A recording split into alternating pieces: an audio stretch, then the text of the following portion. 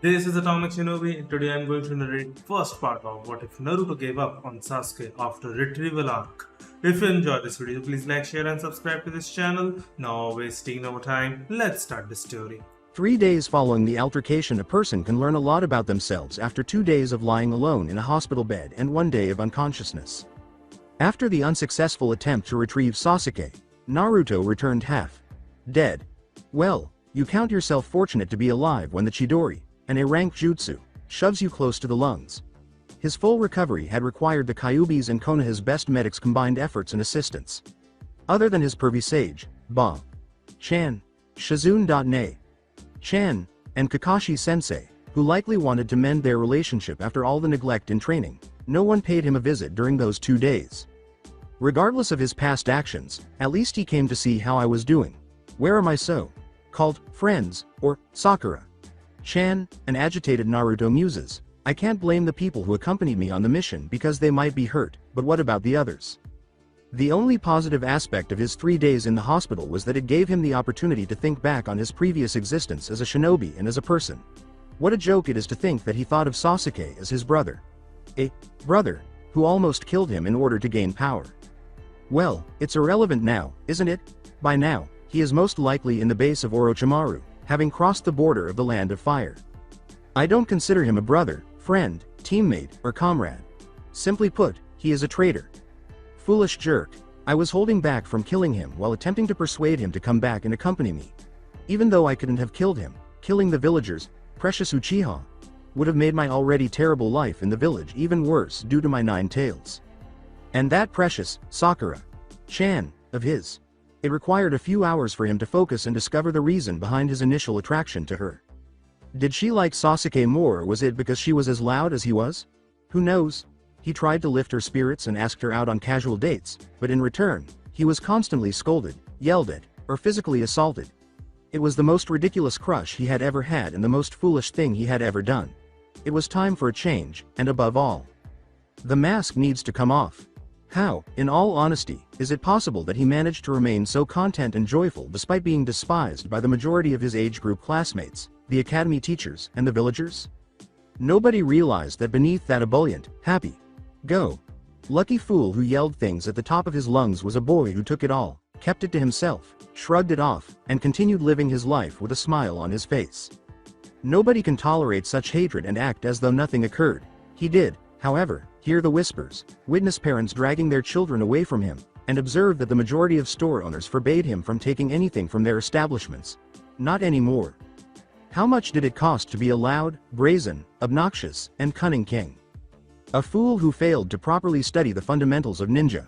A short boy in a weak orange jumpsuit who was taunted and beaten by everyone in the academy for finishing last. Relying on luck or the Kyuubi's assistance to win the majority of his battles. He could accuse the teachers at Konoha Academy of failing to assist him, ejecting him from class without cause, or intentionally mistreating those who taught him. Like Mizuki. He was easily tricked by Mizuki, and if Mizuki had obtained the Forbidden Scroll and gotten away with it, he would have been punished out of desperation. However, that scenario was the reason why Konoha was able to capture one of its traitors and why I was able to graduate from the academy and join the village as a ninja, so that's that. It also taught me about the Kage Bunshin, a forbidden jutsu, and its advanced form, the Taju Kage Bunshin, so that's a win in my book. Datbeo. While observing nothing specifically outside his hospital room window, Naruto ponders. Sufficient desire to capture the interest of everyone, be it Sakura, his classmates, or the villagers. He needs to work on himself, enhancing his abilities, intelligence, and many other aspects. Lost in his thoughts, he hardly hears Shizune say, Naruto-kun, you have healed completely. You can leave now. Nevertheless, he receives the message and dons his orange jumpsuit to depart. This needs to change as well. Orange is a respectable color, but still. The same is true for food and other necessities, even though no store owner let me shop for clothing or gave me clothing without charging exorbitant prices. The only people who fed me, sometimes for free, were the Ichiraku. Stupid little peasants. Wait, that's for Itachi to say. He chooses to do something unexpected, at least to the Kyuubi, as he makes his way to his dilapidated and ill-maintained apartment to check on a few things and perhaps consider what he wants to do with his training going forward. He opens his apartment door and shuts it after entering. He then goes to his bed, sits cross-legged on it, and focuses for a short while before being immediately drawn into his mental world. Oi Kyuubi, this might feel weird and unexpected, but I just wanted to thank you. He approaches Kyuubi's cage in his mindscape and says, be it on the bridge in Wave Country against Haku, or in the Chunin exams against Neji, or Gaara. Up until now you have saved my life more than a couple of times and helped me win against most opponents. Kyuubi rests his head on his hands and opens his left eye to gaze at Naruto. A slightly startled Nine Tails asks, where has this suddenly come from? Why do you care so suddenly that you came to thank me? It's not like anyone, especially this little fool, came to thank him or anything. What? Can't I thank you for helping me or saving my life? I don't know if it is a big deal for you or not, but it is for me. Today I would have died if it wasn't for you. Hell, I was half dead when I got to Ba-chan for treatment, and I don't want to be like the Uchiha who will go to any lengths and do anything for power. The Biju laughs at this. It's not like I had an option. I would have more than loved to watch you die, but because this seal is made in such a way by that cursed fourth Hokage, if you die during your lifetime then I die as well because of being stored in you. Who wants to do that? Naruto laughs nervously for a few seconds before stopping when he sees the Biju's unchanging face. Sighs. Well, I did learn something new today about the seal, so that's something. Is there anything I could do to help you? Naruto asks. Well, the fourth Hokage sure was a cunning shinobi. Get it, cunning as in like a fox, and you are one as well. Kyuubi responds, telling him about his heyday but being stopped in his tracks. You. And help the mightiest Biju in the world. Don't make me laugh, Ninjin, you can do nothing to help me. I am the mightiest of all the tailed beasts and can destroy mountains with a single swing. Coughs.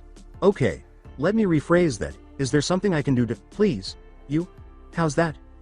Yes, you can. The next time don't interrupt me during my brilliant monologue, and secondly just tear that seal off completely so I can kill you, get my freedom and riddance from this seal, and then destroy this pathetic village who thinks of me, the great Kyuubi, like some pathetic dumb blonde. Kyuubi snarls with annoyance at the as though to ask, did you really think I would do that? Naruto simply looks at the Kyuubi. Sighs, rises to his full height. If you want to do something then tear a piece of the seal so I can share your senses. It's boring sitting in here with nothing to see other than a red cage and sewer. If you do this then I will be able to see what you see, hear what you hear, and sense and feel the outside world. He tears a small piece of the seal from the corner, finding nothing wrong with that and nodding his head at his statement. He exits his mindscape after fulfilling his role and having nothing more to say. As soon as he returns to reality, he notices that his surroundings have changed somewhat, as if they have come to life or something.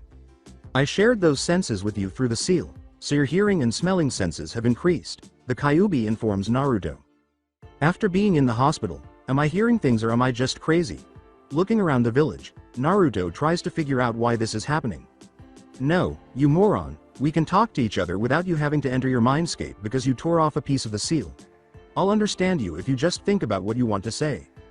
That's sweet, You see, we can treat each other well in this way and reciprocate by helping one another. It gives me a little boost or something, and you get to see the outside world. This is a win-win scenario. In any case, I'm not patient enough to talk to you for very long. The Kyuubi puts his head on his hands and muses, go wherever you were going, I'm going to sleep. Naruto Uzumaki. I have been alive for years, and no one has ever thanked me for anything. Except for one individual, who stood out from the others. Seeing no use in arguing with a sleeping beast any longer, he keeps moving in the direction of. Where was I going? I asked. Does Kakashi sensei mean this when he talks about getting lost on life's journey? Why is my memory so poor? He sees Shikamaru approaching from the other end and takes a random right. No need to answer that, we know whose fault that is. Hey Shikamaru, where are you going? Oh, it's you Naruto.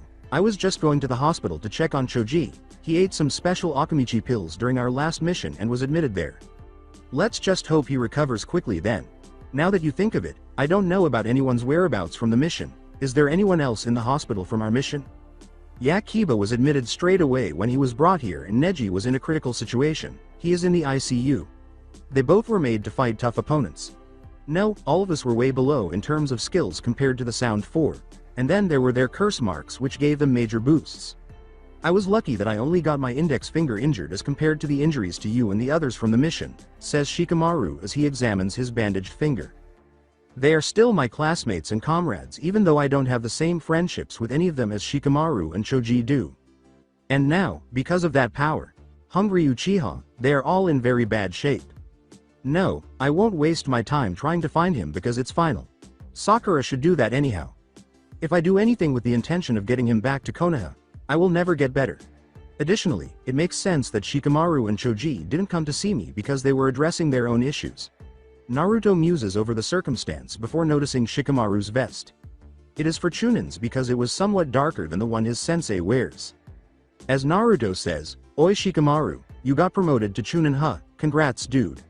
I never paid much attention during our mission," he is genuinely impressed. "Ah this, don't mention it, it's way too troublesome with the added responsibility that comes with it." Well, what is not troublesome for you? Troublesome? Curious about his response, Naruto deadpans at his response. Who else got promoted besides you? And who did promotions anyway? Sandame. Gee, Chan sure did not do it, he asks. No one except me, which seems kind of wrong. A couple of us could have been promoted, especially you in my opinion. The promotion was done by the council through voting between the Shinobi Council, Civilian Council, and the 3 elders, and I was called in the Hokage's tower and given this by the 3 elders. Naruto rubs the back of his head in shame and says, "Oh, thank you for the compliment, Shika. Well, anyway, I will talk to you later then." It wasn't his fault. He hurried somewhere with a purpose and received no congratulations from nearly all of his peers. Naturally, it makes perfect sense that I didn't get promoted.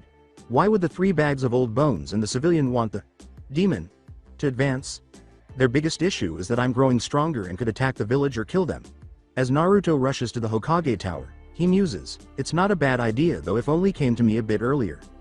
At the tower of Hokage, he pushes through the door of the Hokage's office without even listening to the secretary's instructions to wait, only to find Shizune listening to Tsunade and Jiraiya as they discuss something. Naruto yells, "Yo Ba Chan, I wanted to say something to you," rather loudly. It does take time for old habits to fade. A rather agitated Tsunade asks, "Damn it brat, can't you see I am busy here? When will you learn some manners and knock on the door to ask permission from me?" To distract her, he asks, "Come on, do I have to ask for permission to see my Ba Chan now? What were the 2 of you talking about? You are in no position to demand something from us," Tsunade responds with a little rage. Naruto sobs in mockery as he heads for the door to leave, hoping that someone will fall for his show. "What, you don't even want to talk to me now?" Sniff. "Fine, then I will leave you and go." Tsunade. "Sama, he just asked a question to you, don't be mean like that." "Don't worry Naruto. Kun, she is like that when she hasn't had sake in a while," Shizune says as they hug. The scene in front of Tsunade causes her eyebrows to twitch, and she turns to see Jiraiya, who was making a valiant effort to conceal his smile. Jiraiya lets Naruto know, "Well, I don't see the reason to not tell him him. It is about him anyways. I am planning to take you on a 3-year training trip Naruto, to prepare you for the Akatsuki. They are a serious threat after all," as he jumps and raises his head in excitement. With a hint of excitement, Naruto says, "Yes, I accept to go on the training trip, so when will we go pervy sage?" That Naruto, hey. He possesses Minato's motivation to train more as well as Kushina's enthusiasm and disposition. Jiraiya thinks, he is a perfect mixture of his parents, as a faint smile briefly flashes across his face. Jiraiya looks at the contented blonde and responds, "I didn't expect you to say yes to this so eagerly, but we can leave by tomorrow morning." As Tsunade asks, "Now that that is clear, why are you here Naruto?" "Oh yes, I wanted to ask you to promote me to a Chunin," Naruto tells her, explaining why he is there. She rests her chin on her hands on the desk and asks him, "And why do you suddenly have this idea to come here and ask me for a rank promotion without doing anything great in recent missions that would account for you to have a Chunin promotion?" "I got to the final rounds of the Chunin exams that happened in the past.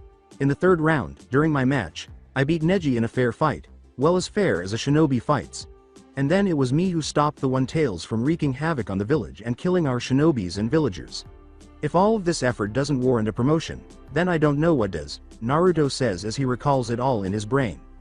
His achievements during the invasion and in the Chunin exams have impressed both Tsunade and Shizune. Although it might not seem like much from the outside, a genin stopping a tailed beast by himself, regardless of how many tails it has, is a pretty significant accomplishment. "Well, if what you say is true, then why weren't you promoted with Shikamaru? Someone would be a fool to not promote a genin who did so much for the village," says the Hokage. His rage is apparent when he responds, It was the damn council who decided to see the promotions in the absence of Sandame Gigi via voting, and it doesn't surprise me that I wasn't promoted to Chunin rank for my efforts in the invasion. When Tsunade hears the reason, her eyes harden with annoyance and anger, but she is not surprised by the foolishness of it or the opinions of everyone in the civilian council. Jiraiya shakes his head in agreement. Jiraiya smiles and says in a playful tone, "Wow Gaki, who knew you had such a mind to remember all of that and ask for a promotion? I wouldn't have guessed in 1,000 years that you would," which irritates Naruto. Why does he think I'm so foolish as to even make a request? Even though I might not be able to focus or provide insightful answers to questions, I still possess the ability to think. The rest of my acquaintances would undoubtedly think much worse of me if he, who is also my sensei, felt that way. I have a lot of work to do. Damn me for creating such a negative picture of myself. Fine Naruto. I will look into the reports of the Chunin exam and invasion given by various shinobis. I trust you that you wouldn't lie to me, so come back here by the evening to collect your vest and promotion scroll. Each of the 3 people in the room smiled when he heard her say, "Yada. One more step closer to being the Hokage. I told Sandame Chan that I will be the Hokage and I will make it happen, Dadbayo." Jiraiya selects a glass of water nearby to sip. Naruto was thinking about becoming a Chunin when he suddenly had an idea. Naruto assertively states, "Now that I will be promoted to Chunin, I would like to know who my parents are," as he is determined to find out. Shock was evident on Tsunade's and Shizune's faces as Jiraiya coughed a little and spat out the water he had been drinking. Jiraiya asks, "What do you mean by that, Naruto?" in the hopes that he misheard. He heard him correctly. "What, are you deaf or something?" he asked. Gigi promised me whenever I used to ask him to tell me about my parents, and he said that he would tell me everything when I turned 16 or became Chunin. I begged him to tell me, but he told me that my father wished it for some reason, so now I will not go without knowing about them. Jiraiya nods at Tsunade, shuts the window, and activates a privacy seal as Tsunade sends out her Anbu, sighing at his request and realizing she has no choice. As he observes some strange patterns covering the room, Naruto asks inquisitively, "Whoa, what was that blue light thingy which covered the room?" "Your parents are part of an SS rank secret like the Kyuubi was. It would become quite a problem if someone else knew of it, so I told the Anbu to go out while Jiraiya put up a privacy seal," Tsunade tells him. "Well, it must be important then if it. Another person is hiding near the couch on your right, brat." "What? I can't see anyone, Kyuubi. How do you know that?" Confused by his response, he asks the Kyuubi. "I can sense the emotions of humans. It is one of my abilities, along with an increased healing rate and a good sense of hearing and smell, both of which you have. One can hide their chakra and do other things to stop from being spotted, but no one can hide their emotions." He looks directly at the location he mentioned and says, "I trust the Kyuubi as he told me without even needing to do so. There's someone over by the couch on my right arrow. Senin," Naruto remarks nonchalantly, gesturing to the upholstery. The shinobi was perspiring a little because Naruto had suddenly turned to face him, but since everyone in the room now knew where he was, he took off his disguise and made his way to the window to leave the room. Shizune and the Sanins were both a little taken aback by what they heard and were turning in that direction when Jiraiya noticed a sudden movement from the precise location. He dashes across to stop the fugitive and instantly kills him by shoving a Rasengan in his back. Naruto remarks, "Why did you kill him? You could have just captured him," as he sees the shinobi that has since died. "Grow up, brat. This is the life of being a shinobi. You all kill, steal, and do a lot of other things in the name of being ninjas and in service to your village. Your hero, the Yondaime Hokage, killed roughly 1,000 shinobis during the Third Great Ninja War, and you were afraid of such stuff. Either accept it or quit being a shinobi." The Kyuubi responds with a fit of rage.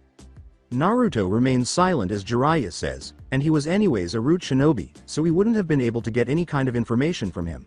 Naruto has no answer. Tsunade says angrily, but eventually calms down and turns to face Naruto. "Screw that old, crippled fool Danzo, leaving his spies in my office. We weren't talking about anything major till now, but who knows how many times he has done this in the past. I will have to tell my Anbu to take extra care from now on," she says. "Now then, where were we? Ah yes, your father was the yellow flash of Konoha, Namikaze Minato, while your mother was the red death of Konoha, Uzumaki. Namikaze Kushina. Her last name was given to you because your father had many enemies, especially an Iwa who would stop at nothing less than to kill you. To protect you from getting targeted by them, you weren't told about your father." Naruto was disoriented. After years of longing for information about his parents, he finally found out. Many nights after being treated like a plague victim and hearing the villagers call him derogatory names, he had gone home and sobbed himself to sleep, imagining what it would have been like to have parents. His fucking father is the person he admired and considered a hero. Naruto was torn between expressing anger, confusion, upset, or happiness. He made an effort to stop crying, but the thought of everything that had happened in his life up to that point was too much for him to handle. Why? Why was I told anything about them? Do you know how many times I have seen parents take their children to the park and play with them while I stood there alone? I deserve to know about them at least, especially the fact that I am the son of a hero, he says as he wipes tears from his jumpsuit sleeves. When he talks about the things he endured as a child, both women's hearts ache a little. Jiraiya also appears somewhat contrite but carries on the conversation. Yeah, and what would you have done knowing you were the son of the fourth Hokage? You would have gone to the Hokage monument and yelled like a moron, telling everyone about your heritage and ending the main purpose of hiding it from everyone outside the village, Jiraiya says. Once more, my ignorance and my mask prevented me from being informed about them. Naruto must leave because he is noisy, brazen, and obnoxious. After dying last, I lost all ninja abilities save for the Rasengan and Kage Bunshin, and now I can't even remember my parents. My mother would have been quite powerful and amazing, and my father is the well-known Yondaime Hokage, who is feared throughout the world. Then take a look at their son, who is a complete letdown to their reputation and heritage. No matter how much I blame others, it won't help me because I have been my own worst enemy from the beginning. I have the opportunity to make amends and advance in a number of areas throughout my 3-year training journey with Arrow. Sennin. Hey. You are right about something for the first time, you idiot. You are the most stupid and pathetic excuse of a ninja that I have seen in my life. Alright, I don't need you to make things worse. Naruto tells him, I am pretty depressed thinking about such things, and then remains silent for a few minutes as he takes in the circumstances. Jiraiya assists him after noticing his internal emotional turmoil. Listen here, Gaki, don't think too much about it right now, just read the letters they have written for you, and most of your answers will be clear, Jiraiya responds. Tsunade scoffs when Naruto asks, wait, you have something of theirs for me? Not only the letters but the direction to the compound they got built after being married, along with the numerous jutsus and other stuff that may be in their house. Naruto asks quickly because he wants to see everything as soon as possible. Where are the letters? Or their house? Do you know the direction of their house? He asks. Calm down, Naruto. Just lift your father's photo frame and smear some blood behind his portrait, she advises him. Taking a deep breath to calm himself, he shakily approaches his father's picture, peels off the frame, and smears blood on the wall. This time, he doesn't even lament that he is a fool for not seeing the similarities between himself and his father. Over there, a complicated seal emerges, then fades into obscurity, exposing a tiny portion. It contained a small map of their home and 2 envelopes that were most likely the letters. He removes the portrait from the section, puts it back, and is ready to open the letters when he hears Jiraiya. Read it later, Naruto. It's afternoon right now, go on and have something to eat and be ready to leave tomorrow by 7 for the training trip. He had been waiting for this moment for a long time, and since he will have to depart early tomorrow, he decides to have Ichiraku's ramen for the final time in a long time and sees no harm in reading it later in his new home.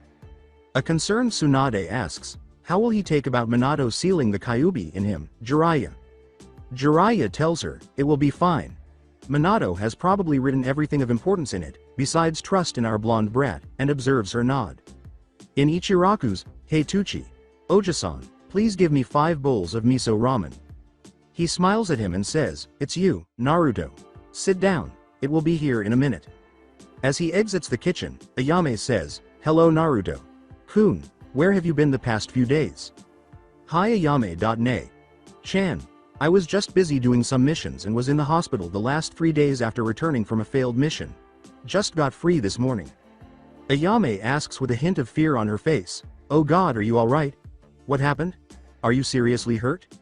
He shrugs her question and accepts his ramen, saying, nothing nay. Chan, it's fine. These things happen in this field of a shinobi. With his favorite book in his left hand, Kakashi asks her, can I get 1 bowl of chicken ramen please? As he lifts the shop's flap with his right hand to enter. Ayame leaves them both to get the order ready. In between he eats his ramen and says, yo Kakashi. Sensei. How are you? I am seeing you after a while. As he flips through his book, Kakashi remarks, well, I'm fine. You should be the one asked the question because you were seriously hurt and in the hospital. I have been fine, Sensei. I got released from the hospital today morning, then went to see Ba Chan and got promoted to Chunin. Oh, and got to finally to know about my parents. My father is pretty famous, you know. Kakashi's eyes enlarged slightly upon hearing the final line. Ah, I see. I would like to tell you that I knew both your parents, your father more than your mother, as he was my sensei. Naruto pauses his ramen and gives him a startled, wide-eyed look. I guess that is true, you never told us about your genin team, Naruto responds. Naruto hits his head on the table in shock, but he remains silent because he is right in his own opinion. Kakashi's eye smiles when he asks, why you never asked me on that topic, Naruto? In an attempt to learn more, he asks Kakashi, can you tell me about my mother? I mean, there is a lot about my father out there, but I don't know or haven't heard much about her. After considering the statement, Kakashi responds. You should ask Kuranai about your mother. She was one of the 3 genins in her team when she was a sensei for a short while. I will ask her after coming back from my training. He then goes back to his third bowl of ramen. Then, turning to Kakashi, Naruto says, hey sensei, I wanted to ask you something. Go on. It depresses Kakashi a little to hear that his one student would use an assassination jutsu on his teammate and then turn against the village. Well, after thinking a lot about it during the last few days, I have come to a decision that I don't want to care about Sasuke anymore or chase after him after returning from my training trip. I thought of him as a dear friend, seeing as he was also alone after the Uchiha massacre, and thought of him like me, but which friend uses an A-rank jutsu on you that is supposed to kill someone? It is your choice to take Naruto. You have everything in front of you and have to decide what is best for you. I cannot change your perspective on the situation. Then it's decided. I won't go chasing around and wasting my time on him. I have lived till now thinking about the villagers or others' opinions of me or obsessing about beating Sasuke. If there is a mission regarding him or his whereabouts, I won't care about it. Sakura is there for that. Although if I were to come across him somehow, I will not hold back that time against him, thinking that he is a friend, Naruto firmly asserts. After giving that a small smile, Kakashi chooses to explain why he came there. I came here to say sorry, Naruto. I was the one who brought you back to the village from the Valley of End, and on the way, seeing your condition made me realize that I haven't been the best sensei for you, ignoring you while teaching Sasuke, who used a Chidori on you when I told him not to use it on comrades and teammates, Kakashi says with a heartfelt apology to Naruto. It's alright sensei. You may have not taught me much, but you were there for me and treated me better than most of Konoha. And don't worry about my training. I am going on a 3-year training trip with Pervy Sage from tomorrow, so I will learn a lot from him. He asks Naruto, is there anything I can help you with? After feeling bad about not instructing his sensei's son. Naruto responds enthusiastically, you can teach me the Chidori as well. Yeah, do that. Despite his best efforts, some things, like his enthusiasm for learning a new jutsu, take time to change. Hearing his suggestion, Kakashi laughs and informs him. He asks him, somewhat amused at the prospect of assisting him anyhow, I can't do that. It requires having a sharingan as well as one must have a lighting affinity. Wait, you don't know your natural affinity, do you? Returning the favor, Naruto shakes his head. I know something that might help, he says, pulling a square piece of paper out of his vest pocket. This is a charka paper. It helps in identifying a person's nature affinities. Sasuke has 2 natural affinities, fire and lightning. It is much easier to learn, perform, and master the jutsu of the natural affinities one has. Here just add chakra to it, he explains after noticing Naruto eyeing it curiously. He holds the paper between his fingers, applies chakra to it, and watches as it splits in half, the left side getting wet, and the right side crumbling into a ball. With an eyebrow raised and a questioning gaze fixed on Kakashi. Well, that's rare for anyone to have 3 affinities. But it can be explained seeing as your parents are with Minato sensei having primary wind affinity and secondary lightning affinity, and Kushina-san having primary water affinity and secondary wind affinity.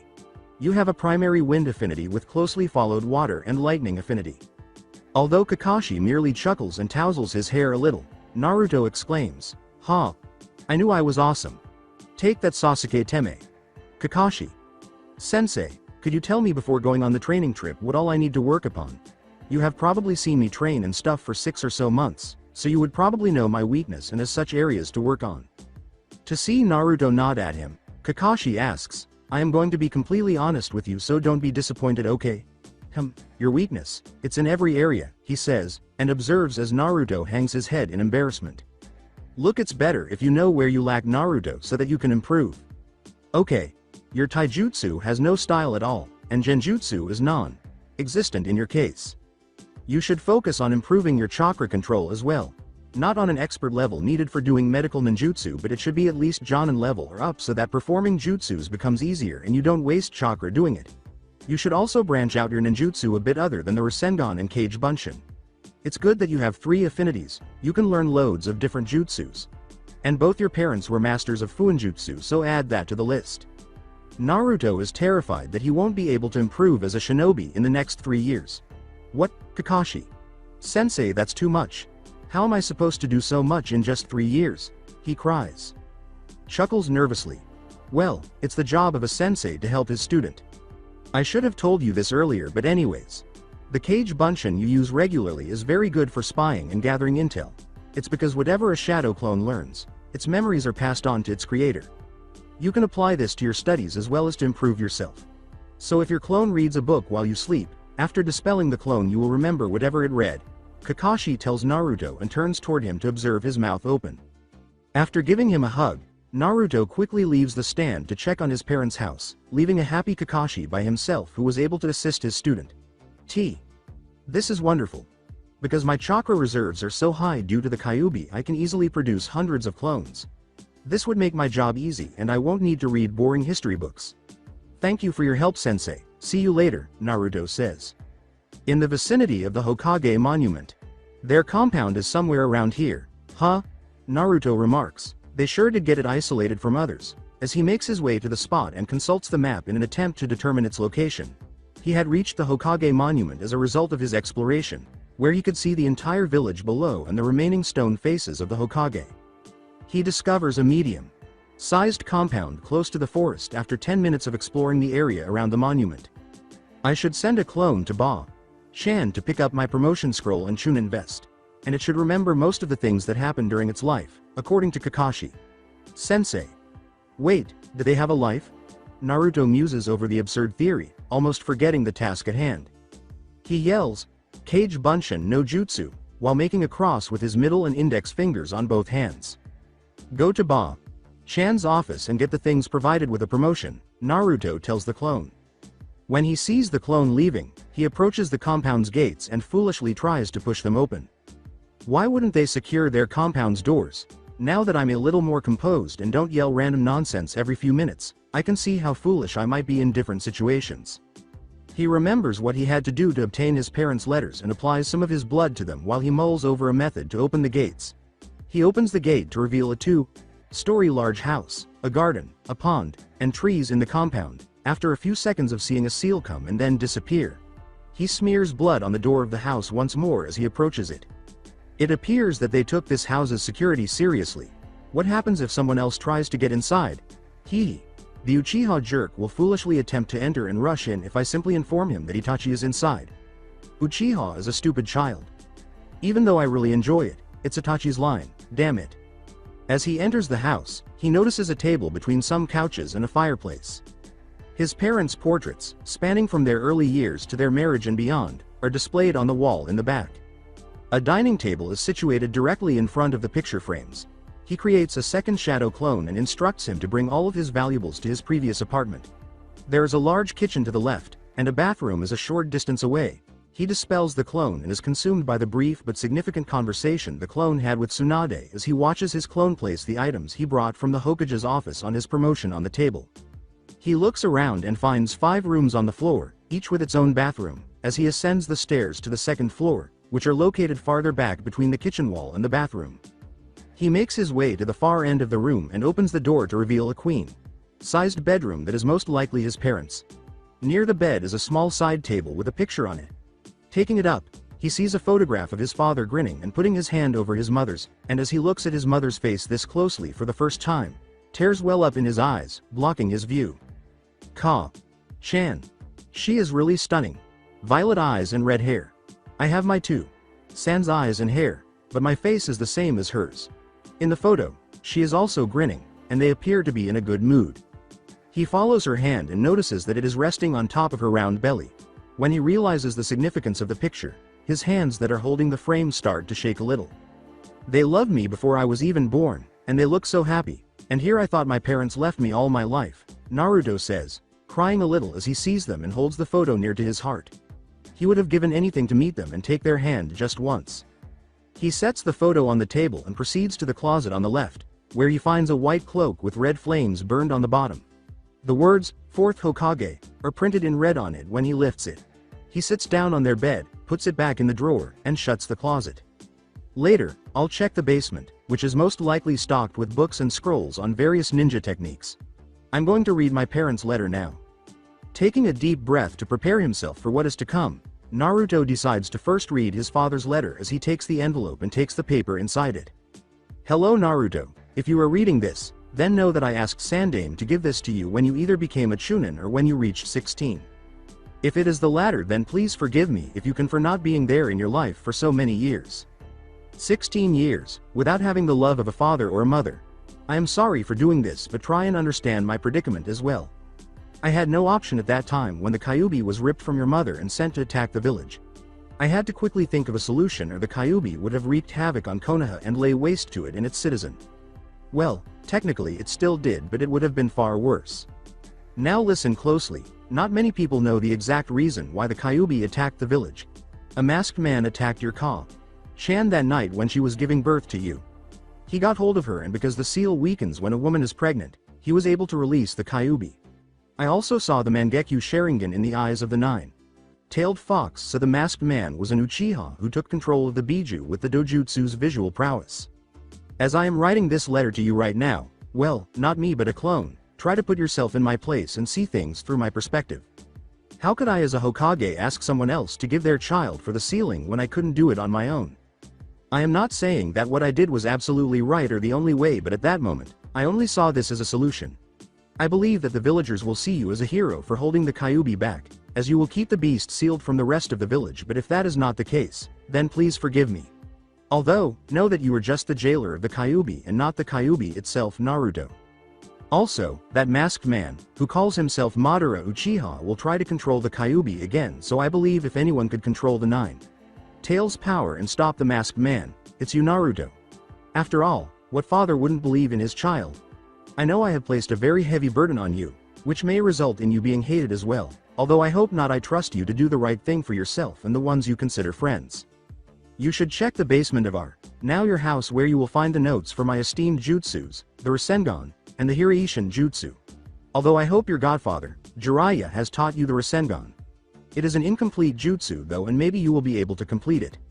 No matter what happens and what you do, Naruto, know that I love you very much. It would be my wish to see my son as the protector of Konoha and its villagers after me. Maybe you can even become a Hokage like me or better than me. It is upon you to decide what you do in your life, Naruto. Please try and forgive me. Your 2.san, the fourth Hokage Namikaze Minato. Naruto was unable to decide whether he should be happy that his father loves and trusts him, angry at his father for naively thinking that the villagers would treat him, or perplexed by the identity of the masked man. 2.san, I forgive you. You trust me to defeat this man in a mask because you love me. I promise not to disappoint you. However, it is still unknown who is wearing this mask. He says that he is Madara Uchiha, and from what I recall of my time at the academy, Madara Uchiha was the only person who could challenge the first Hokage. However, how is he still alive? Madara Uchiha was not him. I would have a clear memory of him. How are you able to say that? That shameful Uchiha captured me during his battle with Hashirama in the Valley of the End. I can still smell his scent. The masked man was not Madara Uchiha. Rather, he was a Uchiha who aspired to emulate him or who used his name to intimidate and cause their adversaries to doubt themselves. Even though I despise Madara, he was unquestionably one of the most formidable ninjas of his era, and only Hashirama Senju could match him. So he spreads fear by using his name, or what? But one thing is obvious. Hey, I've always been curious about why you attempted to destroy Konoha after he released you. It doesn't seem like something you would do for fun, in my opinion. This Uchiha ordered me to destroy Konoha after catching me in a genjutsu powerful enough to subdue me. Like Madara, he possessed the Mangekyo Sharingan. What is the Mangekyo Sharingan, I wonder? In his letter, 2.san also made reference to it here. I am only familiar with the one that contains 3 tomos. It's the Sharingan's next phase. An Uchiha's grief and pain take on a new form when a loved one passes away. Even so, frequent use of this form can result in irreversible blindness. Simply put, there is more and more to discover. Anyway, onto the letter from my Chan. He unfolds the paper to read the contents of the second envelope. Dear Naruto, I am so sorry for leaving you alone to live. I would have loved to be with you at your first steps, to teach you everything I know, to be present on your first day at the academy and so much more. Growing up alone would have been a lot difficult for you, but I know that you will get through it if your personality is just like mine. You have your sans eyes and hair but my facial features. Oh, I could tell that you are such a beautiful boy as soon as I held you for the first time. I was the second Jinchuriki of the Kyuubi and the first one was Uzumaki Mito. I know how hard the life of a Jinchuriki can be, especially for you after holding the Nine Tails when it recently attacked the village. Minato believes that the villagers will see you as a hero for housing the Nine Tails, but he has high hopes from the village who has suffered much from the beast. I know your life will be very difficult. They will direct all the hate and anger that they have on the Kyuubi toward you. I know how sad you must have been a lot of the time, and how much you have suffered. I am sorry Naruto for not being there for you, and then your suffering would have increased at the hands of the villagers. I really am. It is true that we are the vessels for the Kyuubi. But there is a way to live happily, even as a Jinchuriki. First, we must fill those vessels with love. Then, we had be able to live our lives happily, even as a Jinchuriki. For me, those spaces were filled by your father and some of my friends, one of them being Uchiha Makoto. Find love in your life, Naruto, whether it be that of friendship or with your teachers. You do not need to have many friends, some of them will be fine. If you ever find our house, go to the basement where a library is present along with a training ground. Uzumaki clan of the Uzushio village was famous for its skill in sealing knowledge. Unfortunately, it was destroyed during the Second Ninja War. Whatever was left in its ruins, I brought it here later and stored it in the library. You may be the last of the Uzumaki left in the world, Naruto. Please, if you can, try and carry on our legacy. I used a sword which helped me get my name, the Red Death, because of my hair color. If you have an interest in Kenjutsu, then you can use it. Please take care of yourself, Sochi, and I love you very much. Never forget that. Your Chan. Uzumaki Kushina. Naruto let slip a few tears while reading his mother's letter. She also loved him. His parents did not abandon him as he thought all the time during his childhood. He would always have traumatizing dreams of his parents abandoning him since he was hated by nearly everyone in the village. Thank you, Chan. I love you as well. I will carry on your San's legacy and do my best to make you proud. He goes down to see the sun is going to set, determined to give it his all. When he gets to the basement, he notices a door that is most likely sealed. He smears some of his blood on it and opens it to reveal a medium-sized library with posts for practicing shuriken and kunai. He sees sections upon sections with various names as he moves from one end of the library to the other. Along with books on advanced and basic Fuinjutsu theory, there are numerous scrolls of various elemental jutsus. Near it are some scrolls on medical ninjutsu and genjutsu. All ranks of varying ninjutsu, from E to S, are stored there. There was a table at the end of the room with 2 scrolls on it, a sword on the table, and a 3-pronged kunai behind the second scroll. He notices that the first scroll is for Rasengan. He opens it and reads what he finds inside. Well, San certainly lives up to his reputation as a prodigy after creating the jutsu after witnessing a Biju Dama. What else? Here, it states that it is not complete. It can be transformed into an entirely new jutsu by adding an element, such as the wind. Awesome. That's what he meant. Then, I'll do everything in my power to do it. As he approaches the second scroll, he notices that it is for the Hiraishin jutsu and that there is a 3-pronged kunai close by. Oh my god. It's the jutsu that San used to quickly eliminate 1,000 Iwa shinobi. I must learn it. Let's see, in order to accomplish this, one must be an expert in seals and comprehend the theory of space. Time seals. I can accomplish that by using my shadow clones. The Kyuubi and its reserves are a blessing. It's a sort of summoning method.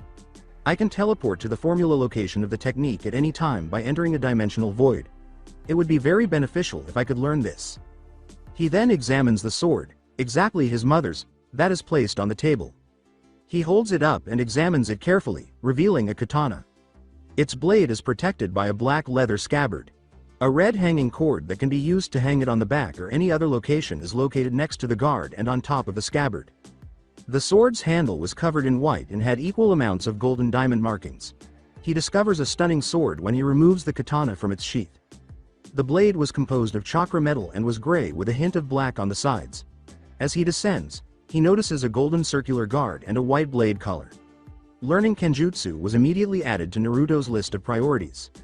I can't possibly use this beautiful thing and leave it to rot here. He first heads to the Ninjutsu section to pack for his 3-year training trip.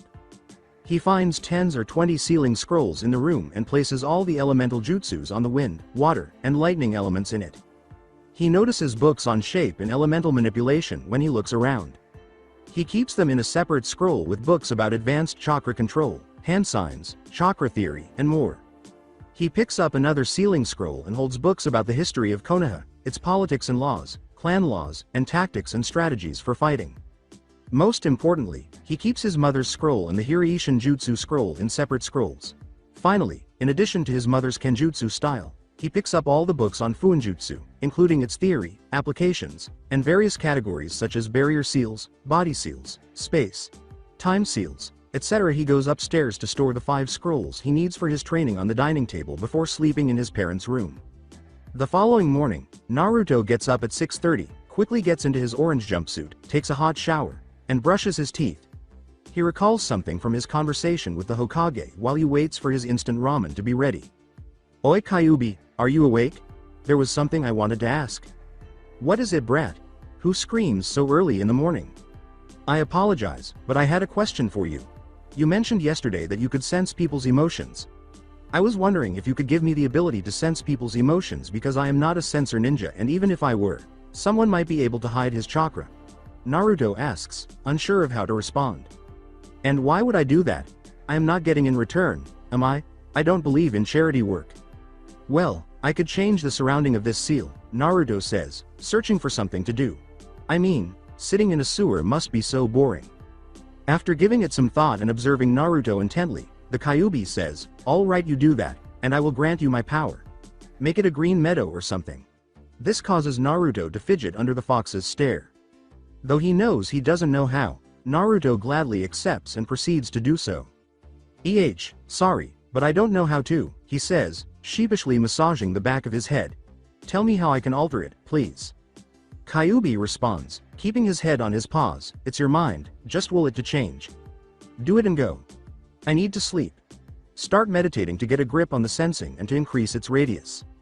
After feigning a salute, Naruto transforms the seal into a verdant meadow with ponds, trees, bushes, and flowers.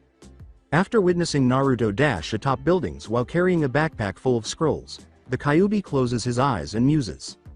"You didn't ask for power from me like you did when you used the summoning jutsu, Uzumaki Naruto. Perhaps you were the one San mentioned when he was close to passing away, we'll see." When Naruto arrives at the North Gate at around 7, his pervy sage, Chan, Chan, and Kakashi Sensei are already there. Naruto exclaimed, "Yo, what are all of you doing here?" "We came here to say goodbye to you, Naruto. I haven't been the best sensei for you, but do know that I am proud of you for beating Neji and stopping Gaara. I know you will be great like your parents," Naruto says with a grin. Hearing that makes Naruto very happy. "Thank you for the words, sensei. Take care of yourself, Naruto-kun, and please be safe out there," Shizune says as she approaches him and gives him a hug.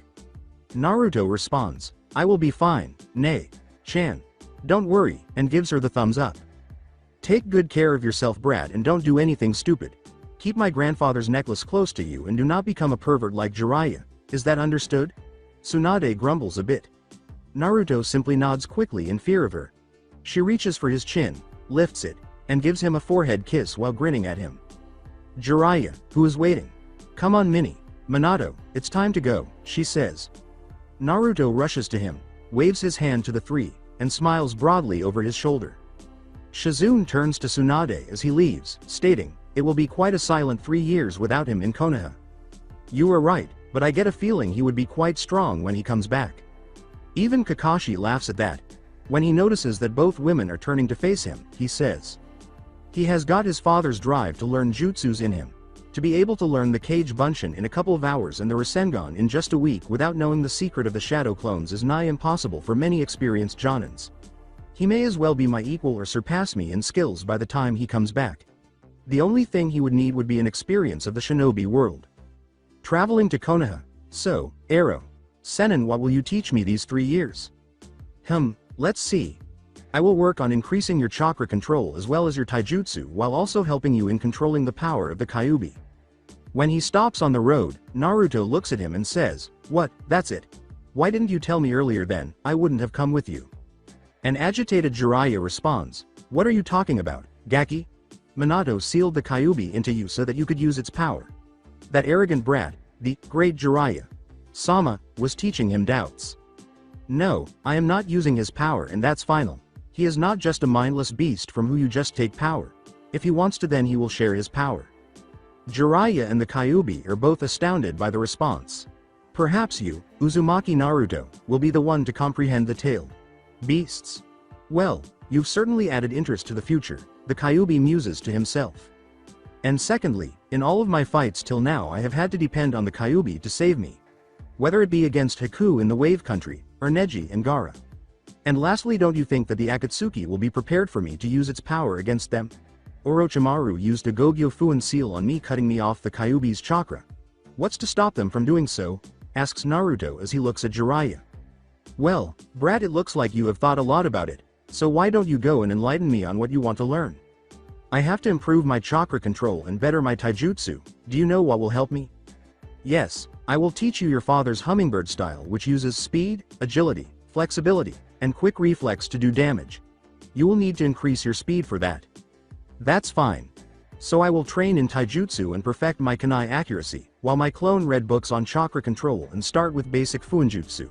Some of them will also read the other books on history, laws, battle tactics, and such. To increase your intelligence I will play with you shogi and chess after training. I will also keep checking your progress with fuinjutsu. Let's start with that and we will discuss the rest later. Naruto is 14 years old after a year. Naruto approaches him with the intention of hitting him with a right hook. Although Jiraiya can easily block it with his hand, he doesn't anticipate using his left hand to punch him. He dodges it and moves his head to the side, but Naruto drops him on the head, sending him back. When he sees him stand up, he rushes in and tries to kick him close to the shoulder with his left leg, but his arm blocks him. He quickly alters his strategy and tries a low kick, but Jiraiya jumps over it. He backflips quickly as he senses a counterattack on the Toad Sage. He rushes in and tries to knee him in the chin, but his hand blocks it and he is kicked back to the ground instead. This was obviously happening far too quickly for the average person to see. They were sharing and dodging kicks and punches. Jiraiya blocks Naruto's attempt at a right uppercut after he feints a left jab at her. Alright, Minato, let's stop. We have been going at each other for the past 2 hours. You have improved a lot in taijutsu throughout the previous year. Jiraiya interrupts him. I can barely hit you with anything. I only managed to land some hits when I released the resistance seal placed on me. Don't sell yourself short, Naruto. You have achieved something in 1 year many take a couple of years to do. You just lack experience. What, you think you could beat a Sanin? Ha, don't make me laugh, kid. Still, taijutsu is not only the thing you have improved at. It was accurate. Naruto's seemingly endless stamina made learning the hummingbird style effortless. He gained some muscle mass by running many laps around fields and other locations he discovered, then performing exercises like pull-ups, push-ups, sit-ups, etc. He gained height by eating a healthy diet rich in proteins, vitamins, and other nutrients instead of ramen. Additionally, Jiraiya helped him train by applying resistance seals to his legs, which improved his speed, and the same seals to his arms, which allowed him to move his arms more quickly and deal more damage. His hands' resistance seals were at level 3, with level 5 as the maximum, and his legs' seals were at level 5, with level 7 as the maximum. It would peak after 2 more years of consistent practice. However, in order to learn how to swing and use his sword, he would need to go through all of the resistance seal levels on his arms once more in order to learn how to use a katana. He had made good progress with chakra control. First, in order to stay or fight for fun on them, he made the decision to fully learn how to walk on trees and in water. To break his focus, he had his clones begin by hurling stones at him, then kunais while he was walking on trees. In addition to fighting his clones on water, walking was the same. It began with 1 clone and progressed to 7 or 8. Then he began waterfall walking, which became much more difficult due to the water's continuous movement. Once he mastered that, he advanced it by using his hand to balance kunais, senbons, and stones. 1 was balanced first, followed by 5, 1 on each fingertip, and 10 on the fingertips of both hands. As he worked on his kunai accuracy, he He finished the academy syllabus that he had been ignoring constantly while the clones read books on various subjects. He practiced it on moving clones and stationary targets because he needed it perfected to use his father's three-pronged kunai effectively. To avoid relying solely on one sense, he would occasionally blindfold himself in an attempt to hear the clones and strike them with the kunais. If he was unable to see anything, he needed to make sure he had other options available. He had studied village politics and law, as well as the history of his village and its shinobi. He also studied the theory of jutsus and chakras. His greatest achievement, however, had been in Fuinjutsu. He had spent a week learning the various kanjis and honing his calligraphy. He created storage seals, explosive seals, restriction seals, privacy seals, and more after mastering the fundamentals and theory of seals. Compared to standard seals, his intricate storage seal had a much larger storage capacity. In order to store kunais, he had placed 2 of these seals on the wrists of both hands. He also had the same seal on his jacket, which he used to store all of the scrolls he had brought from Konoha, along with his clothes and money. Traveling to Tetsu no Kuni, Naruto rubs his hands together and asks, "Where are we going now, Arrow?" Senin. In addition to buying the clothes he would need for the journey, he also bought a lot of other clothing to last him for a while. On top of the brown jeans and black boots, there was a dark blue leather jacket and a red shirt. A red scarf around his neck finished the ensemble. "I cannot teach you anything in Kenjutsu, so we are going to the land of iron where you will train in your Kenjutsu style along with the rest of the stuff. It is a place filled with samurais who use swords. They may be good sparring partners for you. If one of them becomes easy, then increase their number. You will be learning everything mentioned in your mother's scroll about using a sword, and then for practice and experience against real opponents, you will fight these samurais." They nod in agreement and keep moving forward when a samurai approaches. "Halt. State your reason for being here." "I am Jiraiya of the Sannin and this is my apprentice. May I speak to Mifune, he knows me."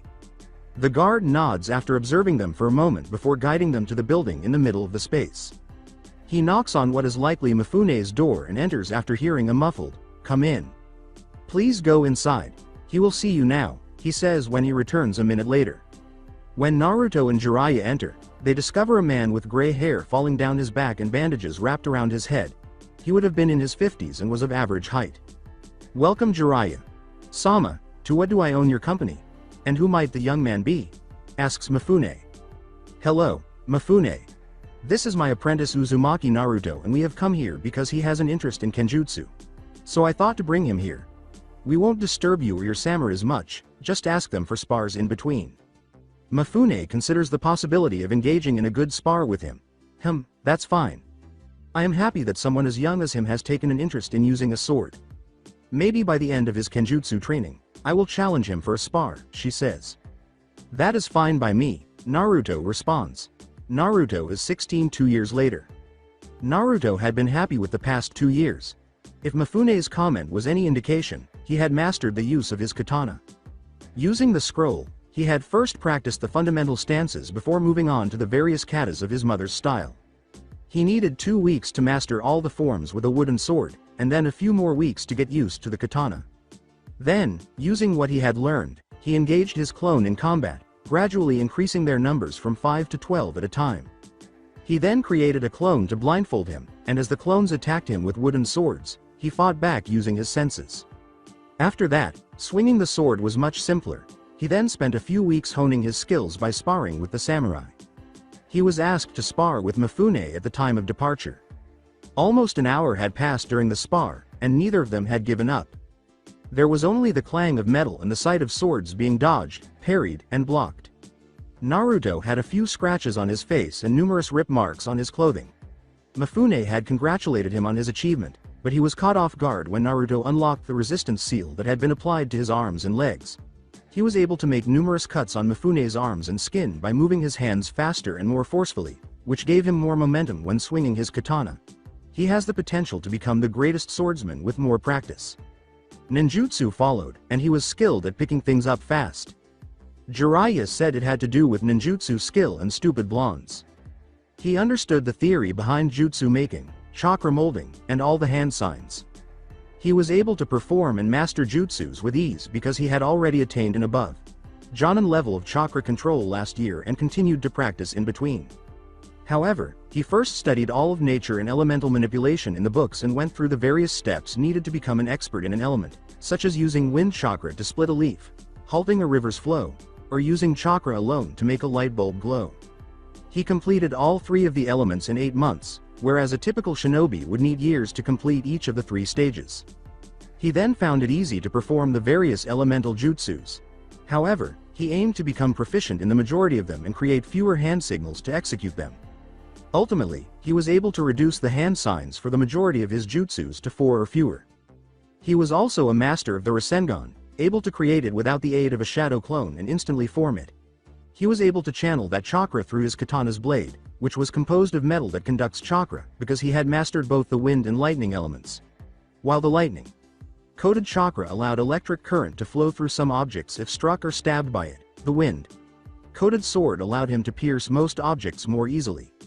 But once more, his greatest happiness came from Fuinjutsu. He felt ecstatic on the inside just thinking about all the possibilities it held. He had mastered the creation of powerful barrier seals, paralysis seals, chakra sealing seals, and more significant seals. The chakra suppression seals, which would conceal his chakra from all but dojutsu practitioners, were the ones he found most helpful. He had created a temperature converter seal for his clothing that would automatically sense the outside weather and adjust the temperature around him after spending 3 long months in the snowy country. Along with durable and self-repairing seals, he had applied these seals to all of his clothing. The next best seal he created was one that concealed his chakra from dojutsu practitioners, making it impossible for Byakugan or sharingan users to see him shape chakra. In order to prevent the Uchiha traitor from seeing him shape chakra and imitate his jutsus, this was done. He had begun studying the seals that were used to make space-time theory. After finishing all of that, attempting to understand the reasoning behind the Hiraishin jutsu became somewhat simpler. He started by learning how to create the jutsu Shiki technique formula for himself because he knew it wouldn't work for him otherwise. He had to create the formula from the ground up using a variety of symbols, kanji, and mathematical formulas. To fully understand the formula, he had to finish the first step, which involved combining his own blood and chakra.